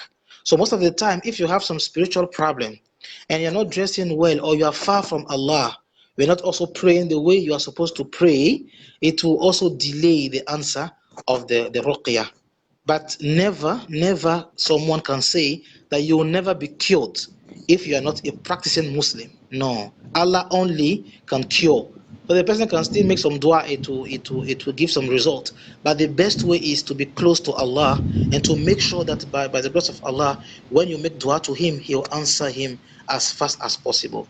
So I advise them Okay. to try to be close to Allah, dress well, veil yourself, try to be a good Muslimah, because it is difficult for the jinni, for the sahir, for people who are trying to affect you, to overpower you if you are following Allah, you are dressed well, and you make your dua askar frequently. Okay, Sheikh Shafiq Ibra, he says, Yes, what about eating guba? Like when somebody give you something that has like exactly. a good medication, and then the symptoms and Alhamdulillah. genes, what do you call it? Genes lovers, These mazandare. We call lovers. somebody mazandare. You know what I mean? Mazandari, inshallah. Yes. So Sheikh, Bismillah, talk about that and Exactly. let's see. Alhamdulillah. So this one was the next point I was supposed to touch. Alhamdulillah. Let me just go on with it. So today, we have a lot of healers, those who are doing ruqyah. We have many people today doing ruqyah.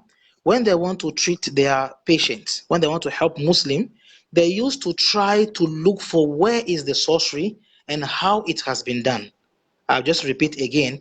When someone is trying to help, when you try to heal someone or treat someone, you will have the way, you have to, some people are trying to get where is the sorcery. Like if you have a spell on you and it is in the cemetery, people will just go round to try to find the spell and destroy it before you can be free. Okay, so this method, we have seen that it is very difficult to realize. For example, if someone dream about cemetery, and you have a sorcery against you which is in the cemetery, which cemetery am I going to find it? Is it cemetery of Accra? Is it cemetery of Kumasi or Tamale or Wa? So it will be difficult for me to find which cemetery it is and to be able to destroy it and free the person. So listen to me now. This rule is the most important in the treatment. When someone is sick, you don't have to look for where is the spell on him or how it has been done. No. What you need to know is how it has been sent to the person. I repeat again, it's a very important rule.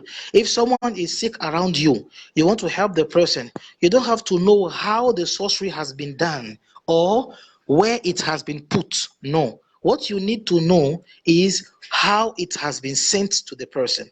So now, according to our Imam Ben Halima research, we have 4 ways of receiving the sorcery. If someone is having sorcery on himself, he will have 4 ways of receiving them.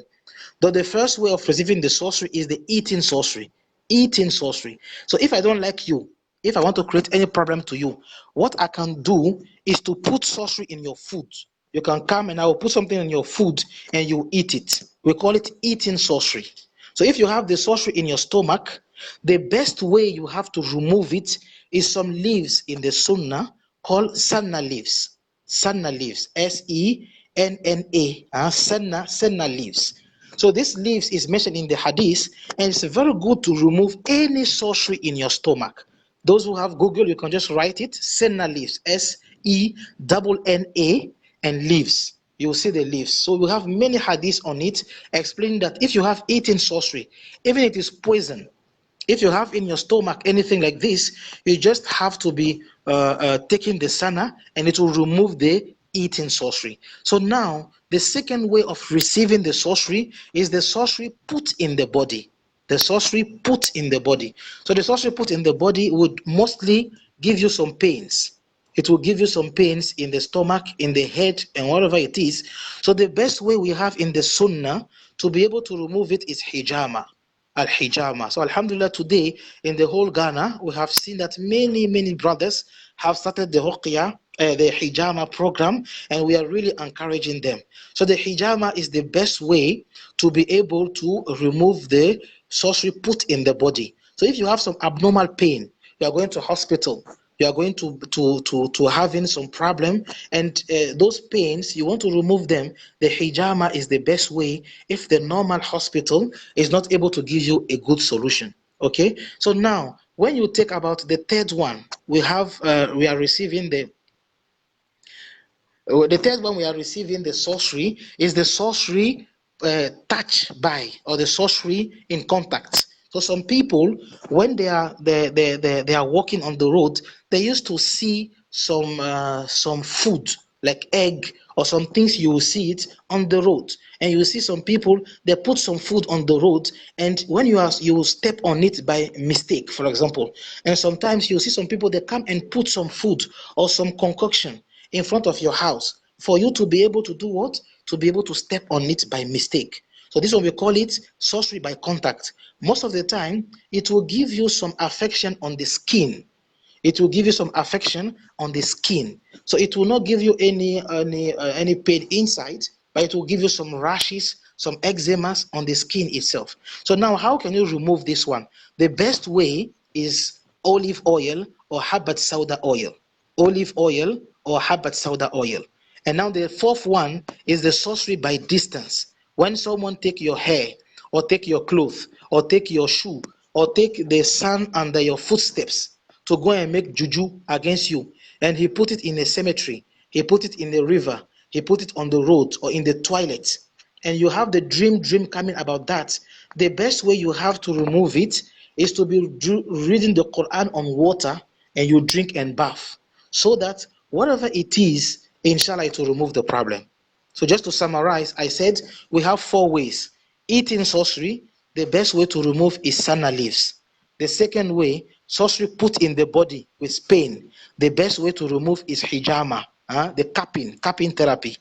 The third one is sorcery by contact. It will touch your skin, it will give you some rashes, some eczemas. So the best way you have to remove it also is oil. Habat sauda oil or zaytun oil, olive oil. And the fourth one is when the sorcery is far, sorcery by distance, in a cemetery or river or far from you, the Quranic water is best for you than to be moving from cemetery to cemetery to find a spell and destroy it. That one will be very difficult and even likely impossible. So this is the 4 ways. Now the jinn lovers, people are talking about jinn lovers, it is a reality. So today, if you remove your clothes, when you are going to bath, you remove your dressing without saying Bismillah, the genie will see your nakedness like a human is seeing your nakedness. So the same way that when we see a woman who is naked, we feel some attraction, the genie also, it is the same. So if you remove your dressing without saying Bismillah most of the time, the genie will be coming to you and they will be acting like they love you. And these are some of the stubborn jinn that when we want to remove them, it is very difficult because they think that they love you seriously and that we are removing their lovers for them.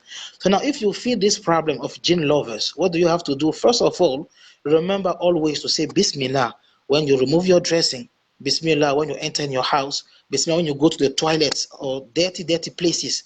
It's very important. And secondly, prepare the water I told you and read Fatiha, Ayatul Kursi, whatever I gave to you before. Drink and bath with the niyyah of Allah to remove the jinn lovers, and inshallah it will remove it.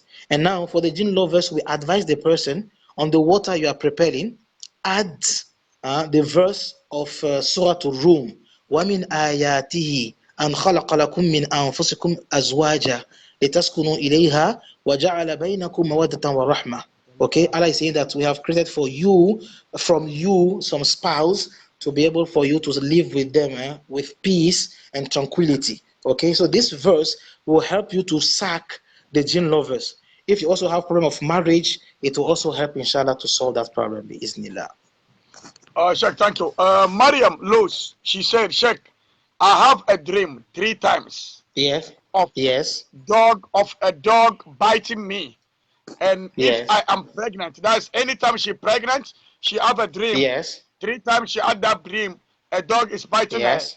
And she lost pregnancy after her Exactly. second marriage. She is a second wife. So Yes. after that, after she got that married, that's what that happened. So how can she do? What can she do to protect her? Inshallah. So first of all, please, my sister, don't go and fight with the second wife, saying that, oh, she's the one attacking you. Because we have seen many things in this world. So if you have a sorcery on you, it is a test from Allah. It is the test from Allah. So what you have to do, the same thing I explained to you. Prepare the Quranic water, read Fatiha, Ayatul Kursi, all of the verses in Araf, Yunus, Toha, and add the verse also of Kul Huwa Allahu Ahad, Kul A'udhu Birabbil Falak, Kul A'udhu Birabbin Nas. You add all of them in the water, and you add also the verse for the marriage, and also we have another verse for this sexual problem. It is chapter Tahrim 66, verse 12. Chapter 66, verse 12. Allah said, وَمَرْيَمَ بِنَتَ عِمْرَانَ الَّتِي أَحْسَنَتْ فَرْجَهَا فَنَفَخْنَا فِيهِ مِنْ رُوحِنَا وَصَدَّقَتْ بِكَلِمَاتِ رَبِّهَا وَكُتُبِهِ وَكَانَتْ مِنَ الْقَانِتِينَ. So this verse, Allah said, we have protected the private parts of Maryam. We have protected the private part of Maryam. So this verse, if you read on water, any jinn will come to you in the night, he will not be able to spoil any of your pregnancies. So they are the jinn coming to do this one. And wallahi, it is our problem today. We don't believe that it is possible. And the jinn come, you have this kind of dreams, and the pregnancy will go. So what you have to know is that it is the jinn coming to spoil your pregnancy. If you sit and watch them, they'll continue destroying your pregnancy till you react. So we advise each and every Muslim, if you feel all of the symptoms we mentioned, go fast. Prepare your water, drink and bath with it. If you have some sana, take some sana leaves. If you have some pain, have some hijama.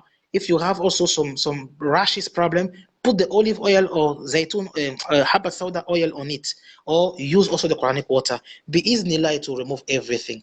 We have trained more than 1,000 people in our method since we started in Ghana here. I went to Tamale, I went to Techiman, I'm in Techiman now, we went to Kumasi, we went to Obuasi, we went to many places to train people free. So if you have a place, maybe you don't have any knowledge about this one, you can invite us. We don't charge you any money for the training. You'll be receiving the training for free. You'll learn how to do the hijama yourself. You'll learn how to use the habbat sauda, zaytun, everything yourself. So that inshallah, we'll be able to beat all of this jinn and sihr out of our life, bismillah. Okay, Sheikh, Asiya Abdullah, one of your questions, we are not going to answer it here because that questions doesn't imply with this topic. It's about salat. So we will leave that question. Next time when we are doing that program, then we answer that question. But it's about salat, then we don't want to go there now. And she asked another question. She said, when a person normally dream that he or she has lost a teeth, does that too imply as a jinns? No, that word means sihr. You know, today many Muslims they don't know the difference between sihri and jinni. You know, sihri, it is what has been done against the person. For example, if I'm going to do something bad to you, if I'm going to see the sorcerer and I ask him to do something against you, when he will do something, what I am going to put in your food, what I am doing, this is what we call sihr in Arabic, witchcraft or juju. But the jinni is a creature like us. Allah said, وَمَا خَلَقَتُ الْجِنَّ وَالْإِنسَ إِلَّا لِيَعْبُدُونَ. We have created human beings and jinni to worship us. So the jinni are creatures like us, okay? So the jinni is different from the sihr. So if you dream, sometimes you see yourself having some teeth which is missing, or having any problem from the mouth and to the stomach, the throat, to the intestine there. All of this one is linked mostly to eating sorcery. Not all of the dreams are sorcery. I have to clarify this one also. Some people, they have some normal dreams. Their dreams is not linked to sorcery, but what you have to know is whatever you dream, this one, it may be is an eating sorcery. So you went somewhere and someone give you a sorcery in the dream, in the food. So it is in there. So what you have to do simply is to try to get some sana, and you drink, you read Quran on it also. Bismillah, it will be able to be removed. Bismillah. Okay, Sheikh, what about Amina Ismail? She said, what about you have a Yes. dream you are eating? You have a dream. Yes. Is it good to have a dream eating? Yeah, so most of the time it is the sorcery coming in the dream. So if someone gives you sorcery in the food and they are not able to touch you, or they are not able to affect you, sometimes they give the sihr to the jinni to come and give it to you in the dream. So sometimes if you dream about eating something, it is likely to be a sorcery. Now, what I have to explain here, if you are thinking about a food, if you are thinking about a specific food, that one is different. For example, I want to eat wache or banku. I want to eat wache or banku today. I think about it. I'm going to the restaurant. This restaurant, 1, 2, 3 restaurants. I'm not getting the wache or the banku. So if I'm thinking about it too much, so I can sleep and see that food I'm eating just because I was thinking about it too much. But if you are not thinking about that food, you don't want to eat the food, or you're not talking about it too much, and you see it in the dream, most of the time it's linked to the sorcery they give to you. So if you see that one also, what you have to do, drink some water or take some sana leaves, inshallah it will go. He said, someone said, Abusko Sidi.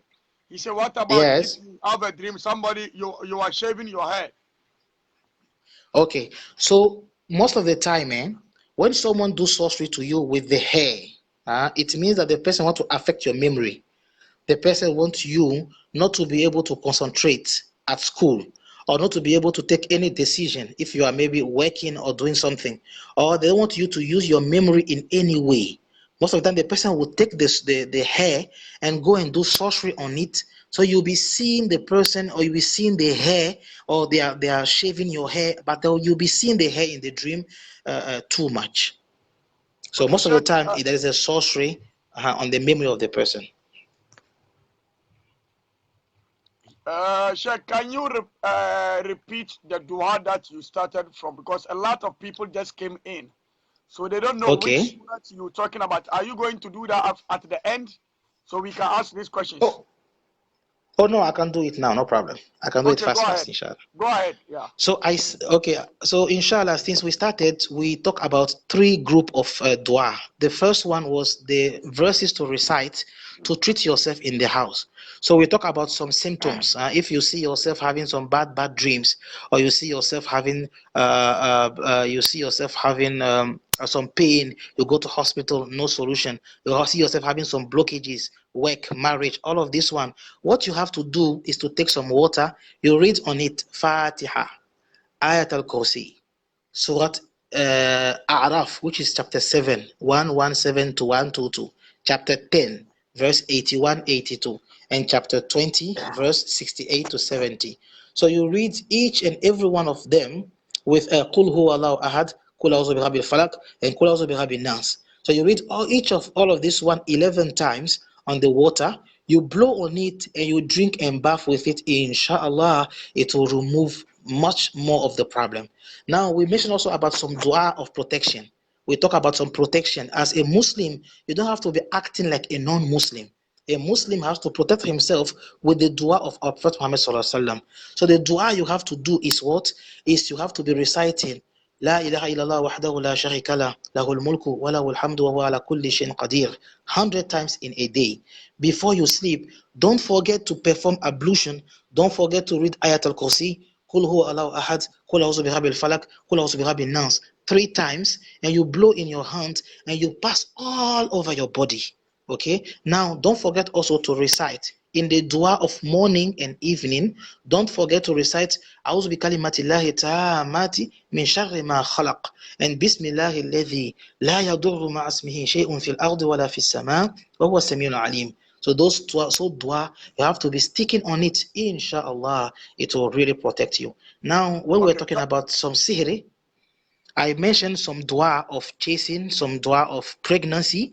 So I said then in the Quran, we have some specific verse we use for specific problem. For example, if you have a marriage problem, Allah said in the Quran, Surah Rum, chapter 30, verse 21, وَمِنْ آيَاتِهِ أَنْ خَلَقَ لَكُم مِّنْ أَنفُسِكُمْ أَزْوَاجًا. It's a long verse. You can take this one for marriage problem.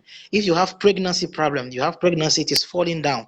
You can take Surah Tahrim, chapter 66, verse 12. Allah said, وَمَرْيَمَ بِنَتَ إِمْرَانَ الَّتِي أَحْسَنَتْ فَرْجَهَا. Allah said, أَحْسَنَتْ فَرْجَهَا. We have protected her private parts. It means that inshallah, whatever jinn are coming to destroy your pregnancy, it will protect you from many, many problems, inshallah. So we have many, many verses. You can go to our website, inshallah. We have 45 verses. Verse for dog, verse for someone chasing you, verse for marriage, verse for money. I used to have some people call me, Imam, I want a lot of money.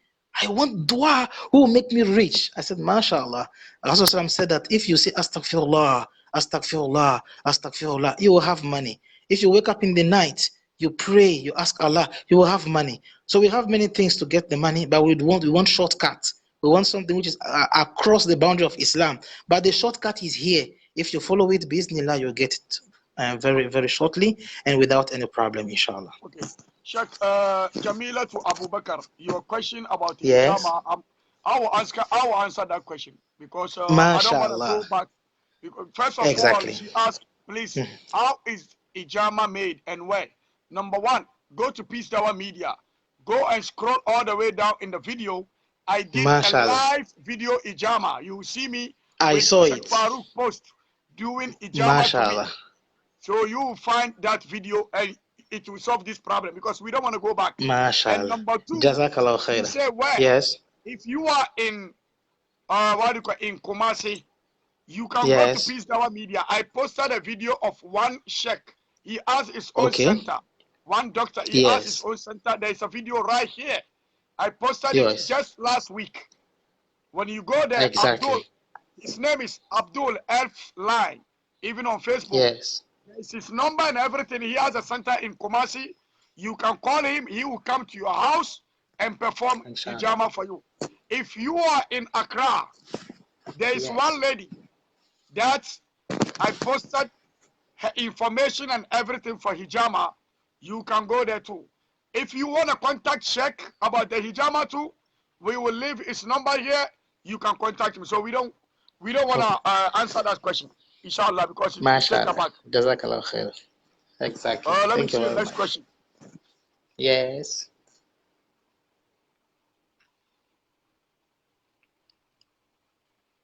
Somebody, Amadou Jabir, he said if you have a dream of a snake and the snake is about to bite you, but later on the snake is chasing you, what can you do? What about that one? Yes, so the genie is taking the form of the snake to attack you. Okay, so the jinn come to you and try to bite you. It means your askar and the things you are doing is not giving you enough light to be able to be protected. So what we advise you to do is to increase the dua you are supposed to do. Okay, so if you see that you are reciting Ayatul Kursi, Kul Falak Nas, you have many dua which is advised to be said before sleeping. We have recitation of Suratul Mulk. We also recitation of Suratul Sajda. You can also recite Surat Isra 17. You can make Subhanallah, Subhanallah, Subhanallah 33, Alhamdulillah, Alhamdulillah, Alhamdulillah 33 also, and Allahu Akbar 34. So there is many dua you can increase. So if you make all of the protection, Ayatul Kursi, Kul Huwa Falak Nas, and you see the jinn is still attacking you, it means that either you are not concentrate when you are doing your dua, or what you are doing is not enough. So try to increase. and take the niyyah, ask Allah to help you, bi-iznillah, you'll be able to chase him back and kill him, inshallah. Okay, on Tijani Said, he says, please Yes. check what is ijama. We're not going to answer this question here because we're going to Exactly. talk a lot. Yes. I have the video, You go a down, full inshallah. video of ijama, because I know all this stuff. A lot of people are going to be asking. So I did a video. You will see me on my back. The sheikh is explaining, doing the ijama on my back. So go to Peace Dawa Media, scroll all the way down. I believe 3 months from now, check the videos. You will see the video of ijama, full description, everything about ijama. So we don't want to waste time, please. Sheikh, Saidu, use it, dude. He says, when you have a dream, dream, you see a sun and the moon coming to it at the same time. Please, what does that mean? MashaAllah. Okay, so as I told you, all of the dreams are not linked to problem. All of the jinn is not a sorcery or a problem which is coming to you. So you can see in Surah to Yusuf, that Yusuf was dreaming about stars, moon, and also sun. So some of the scholars have said, I will send you, inshallah, if you go to Kalamullah website, you will see there's a very good book there about how to interpret dreams, how to give the meaning of dreams. So according to the Quran and Sunnah of Rasulullah. So this book is very good. Yes, you will see in it that when you dream, sometimes having things which is very high, like stars or the sun or the moon, most of the time it means that the person will be having a good news, or he will be promoted, or he will have a status which will increase more than what he was having before. Bismillah. So we ask Allah to give that tone to the person and to protect him from any problem or any enemies, inshallah. Okay, Sheikh, Asiya Abdullah, she said let's say she recited all the dua you said, all the Quran verses. Yes. And she closed it. Now she want to take a bath. She have a bucket of water. Can she pour a little bit inside a bucket of water and go and bath with a bucket of water? Is it okay? Yes. So on that question, alhamdulillah, thank you very much. What you have to understand is the Quranic recitation is working like you are putting sugar in it.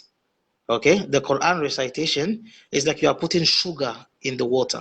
So for example, if you have a small voltic bottle of sugar, of water where there is sugar in it, if you taste it, the taste will be different than if you pour this one in a full gallon and you want to have the same taste of sugar. It will be different. Okay, so what we advise people, take a good quantity of water and you read on it directly. Or if you want to take a small bottle of water, you have to increase the recitation. You understand? Not 40 minutes, maybe 1 hour, 30 minutes. Now this water, you can put it in a different container to be using it. I hope you understand what I'm saying. So if you have some sugar you put in it, so the dosage will not be the same if you have to transfer it. If you have to transfer it and in a gallon, you will not get the same taste. But if you want to be effective on the gene, try to increase the small bottle you have. The 11 will not be enough. Try to increase it much more, like 50 times. So when you mix it in the normal gallon or a bucket, it will still be enough to disturb any sihr or jinni, and it will remove everything, bismillah. Okay, Sheikh, Rashida Nash, she says she dreamed yesterday, she had a dream that a tree dog bite her, but she was able to kill one dog, and the rest of the two ran away. When she wake up in the morning, she feel very dizzy and pain in her heart. Exactly. What about those? Yes. So the shape you see in the dream is the jinni taking that form. So the dog you are seeing, it is 3 jinn who came and tried to affect you with some sihr. So 2 of them succeeded. They put the sihr, and 1 of them you kill him. Okay, but 2 of them ran away. It means that your dua and askar was still powerful to disturb them. So if you wake up and you feel something in your heart and in your hand there, it's very simple. Put some hijama there, read Quran for 20 to 30 minutes. Inshallah, it will remove that sorcery immediately. Bi-iznillah. Jazakallah. Ismail Chingi, he says, many Yes. times I have been dreaming either flying or Yeah. they are chasing me in the bush. What is it? Okay, so most of the time when you dream you are flying, it is a sorcery done against you, which is hung in a tree. If someone do sorcery to you, take your cloth or something and do a sorcery which is hung on a tree, most of the time you see yourself flying like this. You understand, eh? And now for the dream of about the bush itself, most of the time, it is not linked to sorcery immediately. You don't have a specific sorcery to that one directly. It may be a normal dream, or if there is other details about the bush, I can now give. If you see some snake in the bush, it's having a meaning. If you see some dog in the bush, so that it can just identify to you where the sihr is against you. If you see the life of Rasulullah, when he was affected by the sihr, he was making dua, like Aisha was saying that da'a summa da'a. He was making dua upon dua, dua upon dua, till Allah subhanahu wa ta'ala sent two angels who showed him where was the sihr, which was in the well. So when you make dua, sometimes Allah is sending you, you can see what is the place of the sihr which has been done against you, bismillah. Okay. Sheikh Samir Isaka, he said, please, madam, what about Yes. cats visiting in the night crying? Cat? I didn't hear. A cat visiting in your Yeah. house crying. Aha, oh, alhamdulillah. For most of the time, if you see any animal, snake, dog, fish attacking you, it's a genie trying to come and put the sorcery. But if you see him and he's crying, or he's trying to affect you, but he doesn't have the opportunity to touch you, most of the time it's a good news. It means your askar and things you are doing is affecting them, and they are not able to affect you anymore. Okay. So Sheikh Asiya Abdullah, she has many questions. I think Asiya, your questions is too much. You need to pay for these No problem. services. Too much questions, Asiya. Why? She said, Sheikh Malam, what did you say Surah Al-Ta'arim does? Yes, I said Surah Al-Tahrim, chapter 66, the verse was verse 12. Verse 12.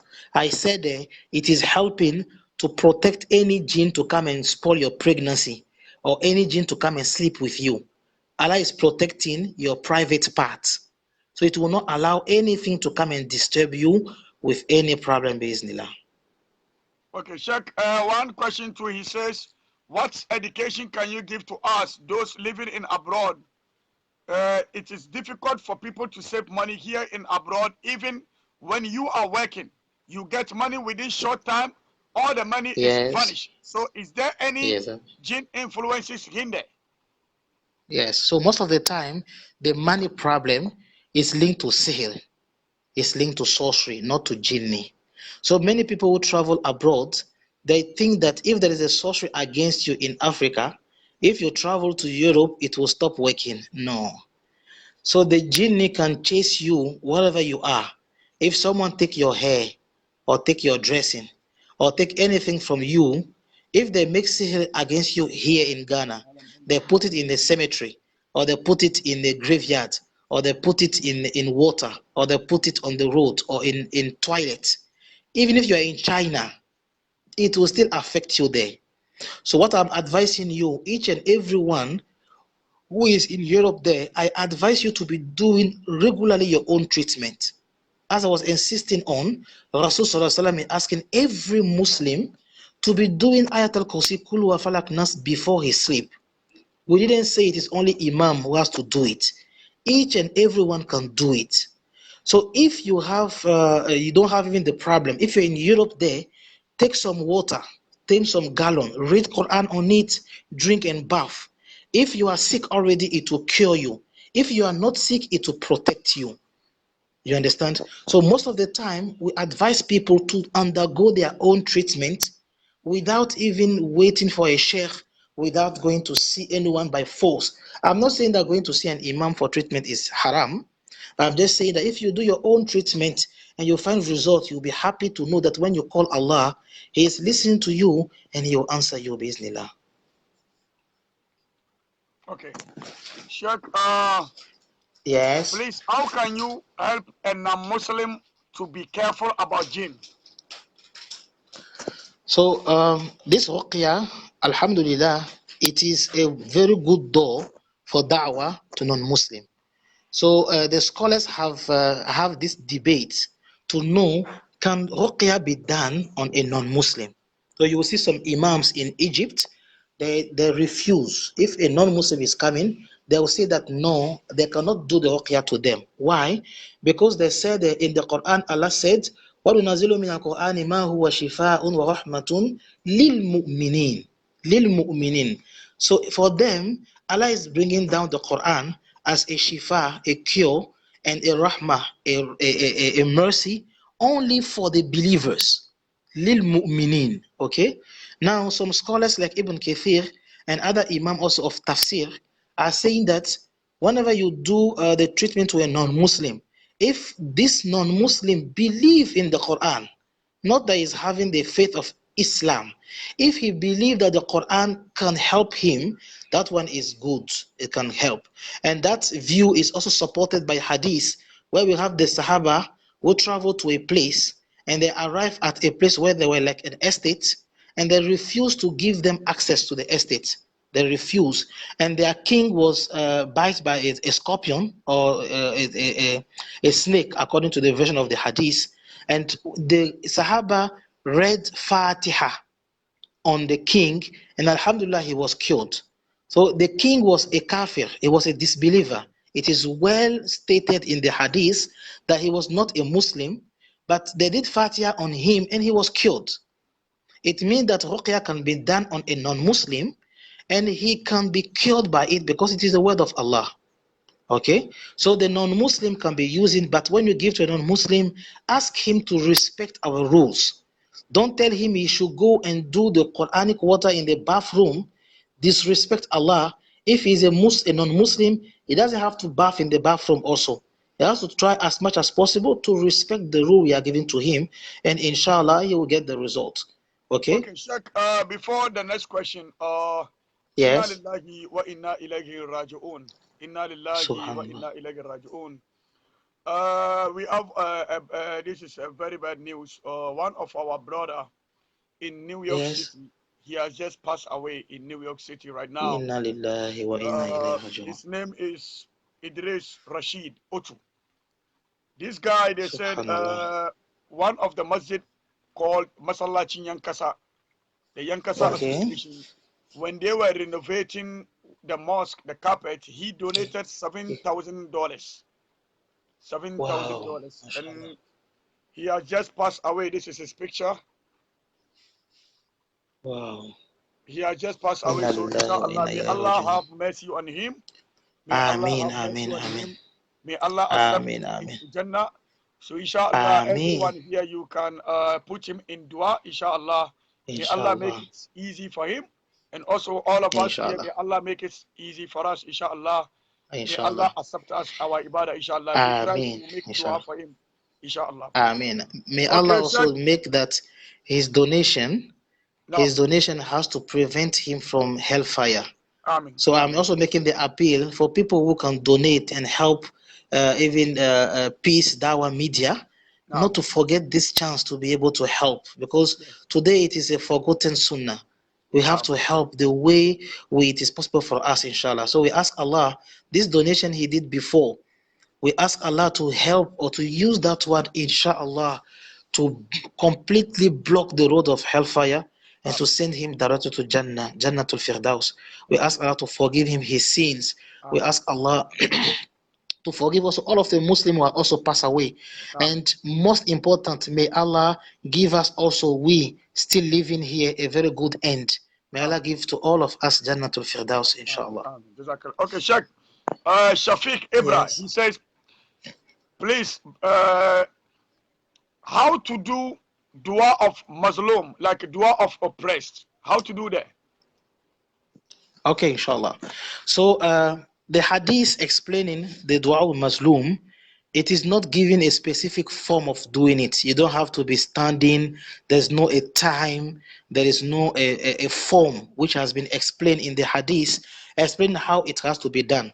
What we know is if someone is affected, if someone is trying to do something bad to you, automatically you're qualified in the people who has been affected, Muslim. So if you make dua, the hadith is saying that there is no veil. There is nothing between the dua of a Muslim and the answer from Allah directly. So for someone who has been wronged, if someone has done a sorcery to you, someone has affected you, or you are in a difficult situation and maybe some people put you that problem and you have been wronged, what we are asking you, make dua any form you have. If you want to make ablution, it is better. If it's in the form of salah, it is better. If it's in the form of sujood, it is better. But try to make dua and ask Allah whatever you need for akhirah first, and ask Allah whatever you need in this dunya, and inshallah Allah will just open the door. For what I know about it, wallahu a'lam. Okay, Sheikh Musa Lari, he says, Yeah. what about if you had a dream that you have sex with somebody you know, but that person, you don't have any relationship with that person? What about that? So as I was saying, don't think that if a face you are seeing in the dream means that the person himself is doing it. So I told you right now before that when a jinn wants to come to you, he will try to come and with the face of someone he think you appreciate. You understand? So the jinn is just trying to take this picture. Maybe the person is having a good looking, just trying to take this one and come and sleep with you. But I don't think that you have to get some feelings with the person, or you have to be having something with the person, or you have to know the person before. No, the jinn will just take the face and he will just try to come and do his work. Okay. Sheikh Fatima Sihani, she says she been adding salam. I have been seeing twins symbols for the last 3 years. What that does mean?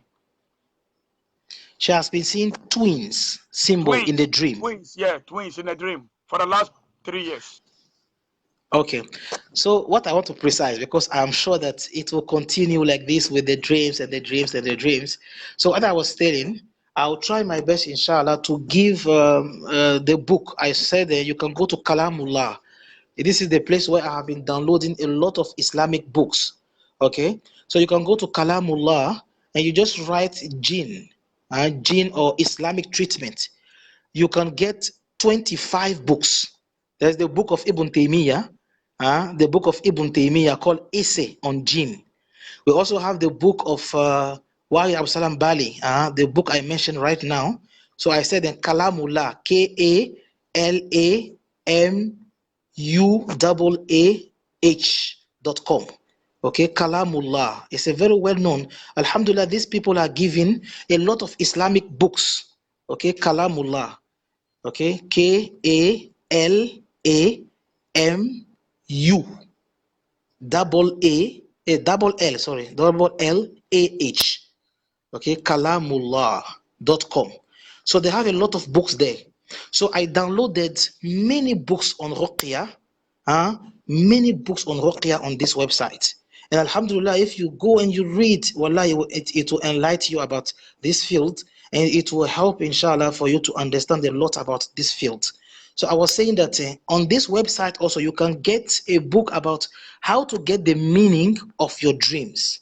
How to get the meaning of your dreams. So I am not an expert. I am not an expert in meaning of dreams. What I know, it is the dreams which are related to ruqya, dreams which are related to sorcery. You understand? So now the dreams, they can have a lot of meanings. You see, so if you are getting to this book, Bismillah, I am sure that you just write an interpretation of dreams in the Quran, in the light of the Quran and Sunnah. It will bring you the PDF, and you read it, wallah, it will give you a good insight, you see, about this one. But now what I know most of the time, I said concerning the jinn now, the jinn and the sorcery part, most of the time, if a jinn comes and they want to have sex with you, and if you want to have children with you, you will see yourself pregnant, or you see yourself delivering, or you see yourself having baby in the dream, even twins. Okay, so when you see yourself having baby, or you see yourself having being pregnant, or you see yourself having most of it, inshallah, you understand that the genie who was coming to you as a lover, who was coming to sleep with you, maybe he's getting the chance now, maybe to have a child with you. And that one is one understanding which is linked to sorcery. But the book of the dreams, inshallah, will help you to understand very well everything about it, bismillah.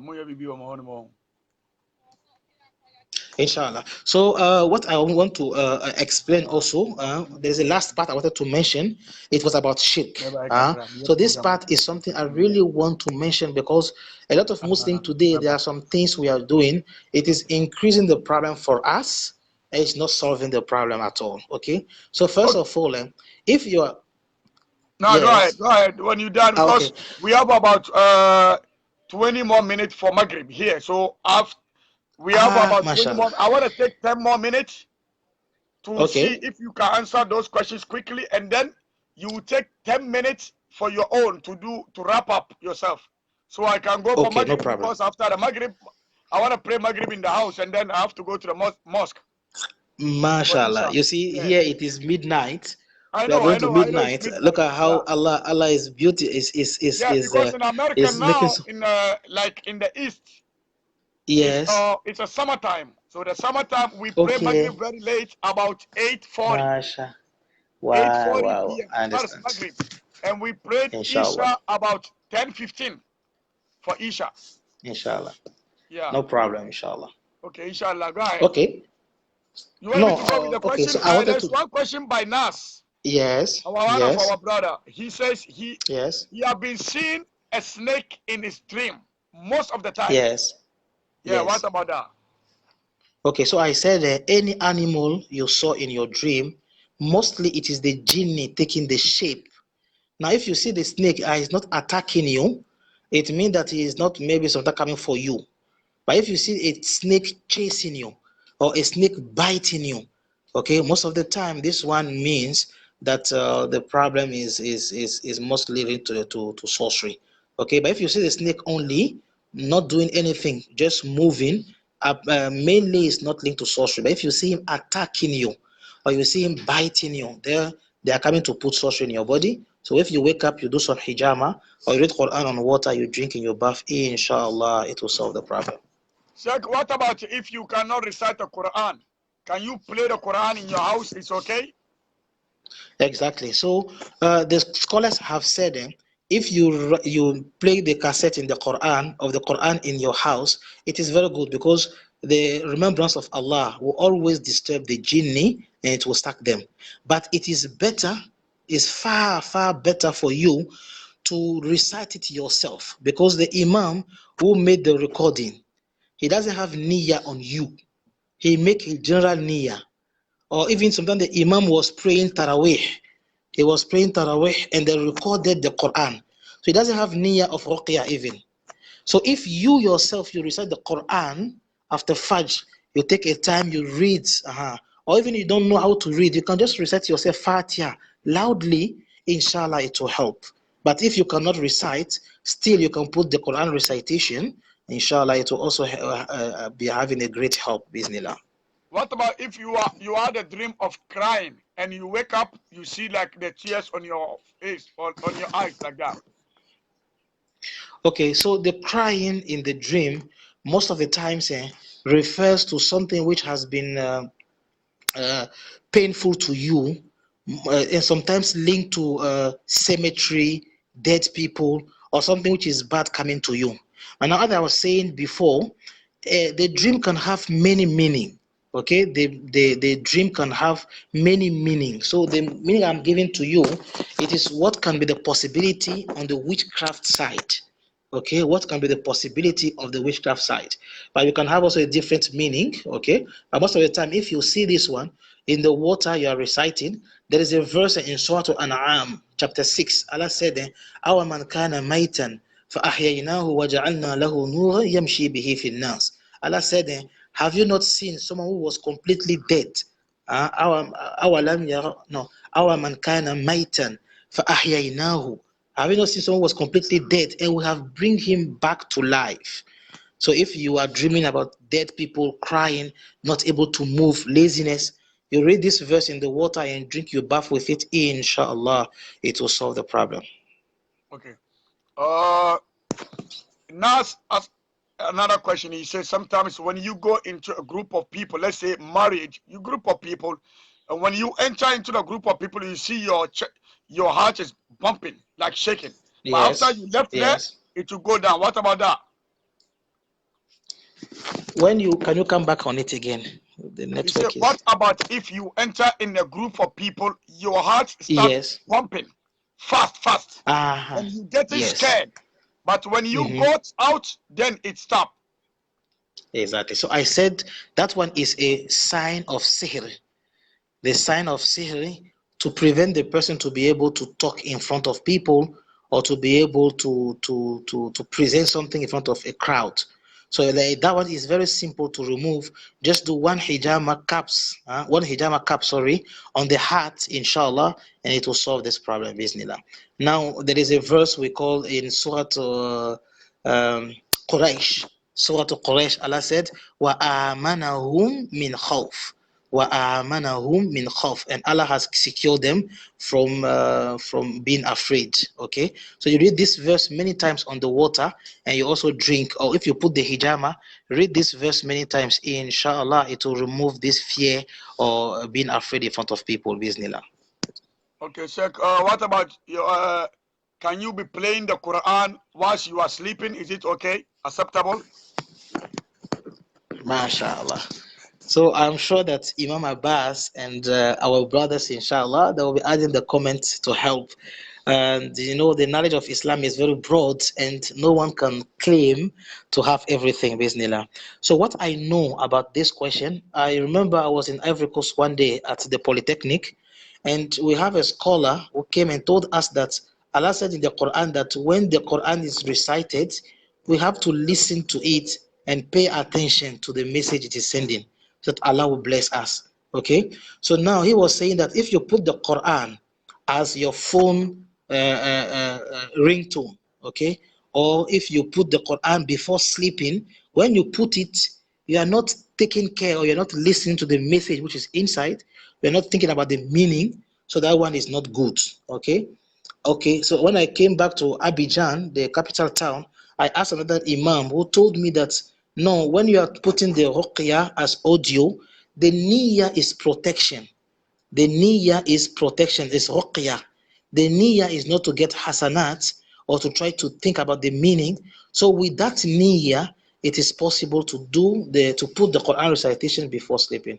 So the view which has really convinced me was that it is possible to be doing the ruqyah, inshallah, to put the Quran recitation before sleeping with the niyyah of treatment and protection. Okay. Sheikh, what about Musa Lare? He says maybe you are sometimes you've been dreaming with someone that has passed away in your dream. What about that? As I said, one of the meaning is a sorcery against you which is buried in the grave. So if the person see those dreams and always you are tired, always you feel that you're not comfortable, you're not able to go to work, you're not able to get any energy, most of the time it means that the person sometimes can be affected by the sorcery in the cemetery. But I really insist, when you read the book, you understand, you cannot say by 100% sure that if you see this dream, it is compulsory that you have this sihr. No. By experience, we have just noticed that when someone dream about this one, this is the cause behind. When you use this verse, by the grace of Allah, it is going. So if you dream about dead people or cemetery or funeral or anything linked to death or crying, sadness, most of the time, take the verse I gave you, أَوَ مَنْ كَانَ مَيْتًا فَأَحْيَيْنَاهُ وَجَعَلْنَا لَهُ نُورًا يَمْشِي بِهِ فِي النَّاسِ. You take this verse and you read 50 times on the water, inshallah it will stop this dream, bi-iznillah. Okay, I'm going to add one more thing about what you said about the Quran playing in your room and this and that, because there's a lot of scholars. Bismillah,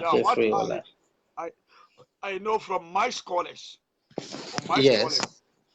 Sheikh Yusuf Said, yeah, he been telling us this. They say, Sheikh, there's one Sheikh who says playing a Yes. Quran in your room is Yes. like when you have an incense or maybe a spray Yes. or incense, when you Yes. light an incense, the way it goes into your room, everywhere in your room, Yes. it's like that. Yes. So it's good for you Exactly. to be playing the Quran. Wallahi, summatullahi, I can't brag about this. Yes. Anybody who knows my house is 24/7 Quran. Even Yes. right now, me and you, just keep quiet. You hear something in the room, 24/7. No, before even I came on, I was hearing the Quran. Yeah, I mean, my room is 20. Even if I'm not home, the internet is on. Unless maybe it's turned off by but it's 24/7 Quran. 24/7. MashaAllah. Let me give you a story, And you a know where? very nice story. Okay, let me just land. How did Okay. I get into this? When you Yes. have a good wife, Okay. may Allah MashaAllah. subhanahu wa ta'ala, my wife passed away last year. May Allah subhanahu wa Oh, ta'ala have mercy on her. inna Anybody lillahi wa who inna knows me ilaihi very well raji'un. here knows I'm a music guy. I Yes. listen to a lot of rap. But my wife, MashaAllah. since she came here, no. She always play Quran 24/7. So that took me out of it. Only time you will Yes. see me listen to music is when I'm working out. I go to the gym and that's it. Yes. Other than that, through her, I stop. And MashaAllah. even right now, she's MashaAllah. no more, but I still continue with it because she's used to Wallahi. that. So may Allah Yes. have May mercy Allah on her, reward inshallah. her. So check. Ameen. Uh, Ameen. I'm just gonna give you Let me. because your time you only have Yes. 10 more Almost. minutes. So do whatever and wrap Inshallah. up so I can go for Maghrib, inshallah. No problem. Okay, inshallah. So, quickly, I wanted to mention something about what our Imam just said now. Okay. So, first of all, and the advice I want to give is I am appealing on the sisters. I'm appealing on our sisters to try to get in this field of ruqyah. Wallahi, if you see every problem we have noticed in the field of ruqyah, it is because the women are not trying to get into the field. The women are not trying to get into the field. Why am I saying this one? You have some people, they'll go with an imam, they'll ask the imam that I have some pain on my waist as a lady, and you want the imam to do hijama to your waist, or you want the imam to do hijama to your ovaries because you have some pain or some genie moving there. And later on, it will end up in some problems, and we are surprised to see this one in this field. So the field of hijama, the field of ruqyah, we are advising sisters to get into it. When you come for the training for us, the first lesson we are doing is risks and protection. What are the risks when you are doing this work? What is the protection you can do? So there is no problem. You know, you hear so many stories that if you do ruqyah, if you learn ruqyah, if you apply ruqyah, the jinn will come and kill you. The jinn will come and attack you in your house. The jinn will come and they even give me some story here. There's an imam who was in Takoradi. The jinn killed him. There was an imam in Kumasi. The jinn killed him. There was an imam. So it will be quoting like this. A imam who has been killed, people who has been affected by the jinni, and no one will step in the field. No one will even try to learn, and the fitna will be growing. So what we are advising the sisters to get in the field, come and learn how to do hijama. Do hijama to your sisters. Come and learn how to read ruqyah. Do ruqyah to your sisters. Wallahi, it will prevent a lot of fitna in this field. The second advice I want to give you is, we have the Quran treatment and we have the shirk treatment. You have the treatment with Allah and His book. You have the treatment also with what Shaitan is giving and other things. So please, if you go somewhere, you see people asking you to kill goats, to kill chicken, to kill this one, and they add a color, red goat or red chicken. They put this one, most of the time is for the genie. And if they put also a place, you have to go and do it maybe on the mountain. You have to go and put it here. Most of the time, the jinn will wait for you there, and he will take the sacrifice and he will follow you. I'm not saying that sacrifice is bad in Islam. Sacrifice is very good. If you have some money, you want to give chicken to your imam, no problem. If you have some money, you want to kill some animal for this one, there's no problem. But the problem starts when there is a color or there is a place, a specific place on it. So most of the time, this is where the problem is. So I was saying that my name is Brother Sharif Ali Mahmoud, and my teacher is Sheikh Ben Halima Abdul Rauf. Before you conclude, Yes, there's yes, one guy, one sister who want to ask, if you are in your yes, period and you want to do yes, your own ruqyah, can you yes, recite the Quran and do it? yes. Okay, so if you go again, there's a fatwa of Sheikh Bin Baz and Sheikh Uthaymin from Saudi Arabia on it is possible for the women to be using the Quranic water in their periods. Why? Because the ruqyah water is treatment. The ruqyah water is treatment, is not worship. So for example, when you are in your menses, you are not supposed to be, you are supposed to be reciting your dua of protection. You have to recite, Ayat al-Kursi, Qul huwa falaq nas, even if you have your menses. This is what the scholars of what I know have agreed upon. So as a treatment, the Quranic water can be used by a sister who is in period, but she cannot be touching the Quran itself. But in the water, inshallah, she can use it. So in the book, if you go to Kalamullah, the website, you can also download, there is a fatwa, a book of fatwa, which has been collected by an imam on all of the scholars in Saudi Arabia. All of the scholars in Saudi Arabia, they wrote a book about witchcraft and sorcery. All of their fatwa, they put it in the book, and it is on Kalamullah. You just put selected fatwa on witchcraft from Kalamullah, inshallah you get the book. You can check this hadith, the fatwa about bathing with the Quranic water for the women in menses in it, inshallah.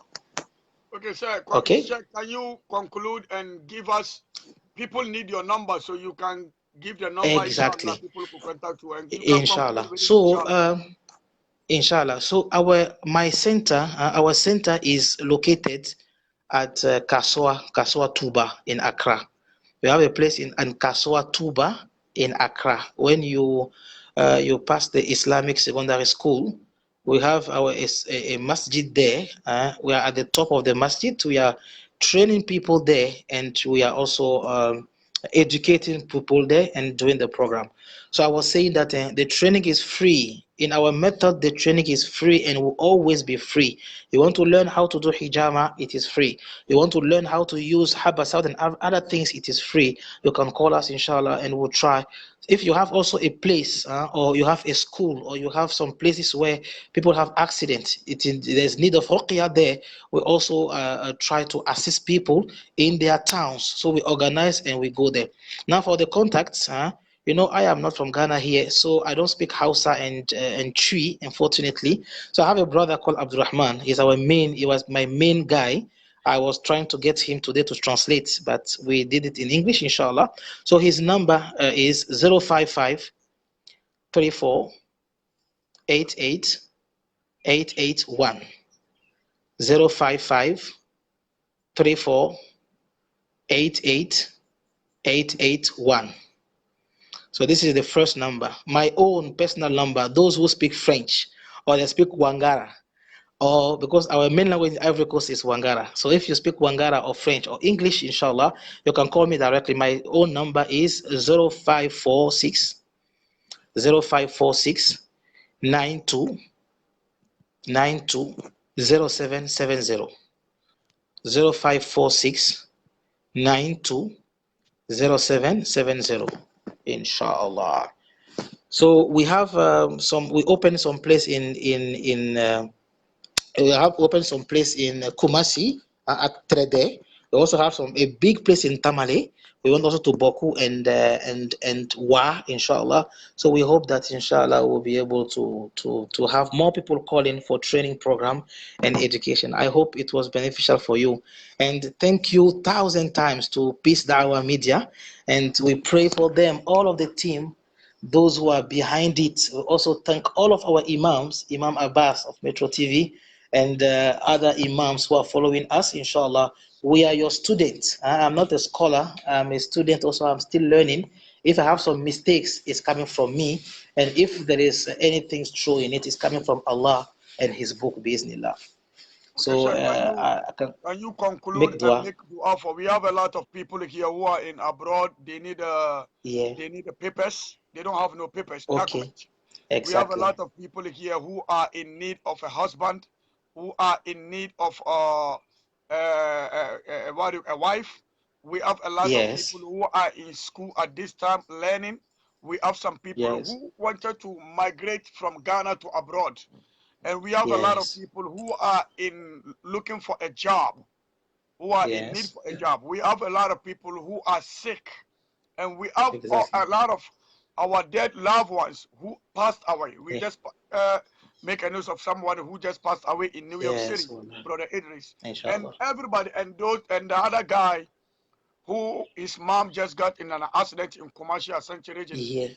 and everybody could make a niyyah from it. So, Sheikh, you can conclude and make dua for us to conclude, to Inshallah. finish with this program, inshallah. Bismillah. So may Allah subhanahu wa ta'ala forgive all of us, inshallah. May Allah subhanahu wa ta'ala help the Muslim wherever they are. Amen. Those who are looking for papers, those who are looking for comfortable situation in Europe, may Allah subhanahu wa ta'ala give them more than what they are expecting. Those who are looking for marriage, they are looking for a good spouse. May Allah subhanahu wa ta'ala give them more than what they are expecting. May Allah subhanahu wa ta'ala help the Muslim ummah wherever we are.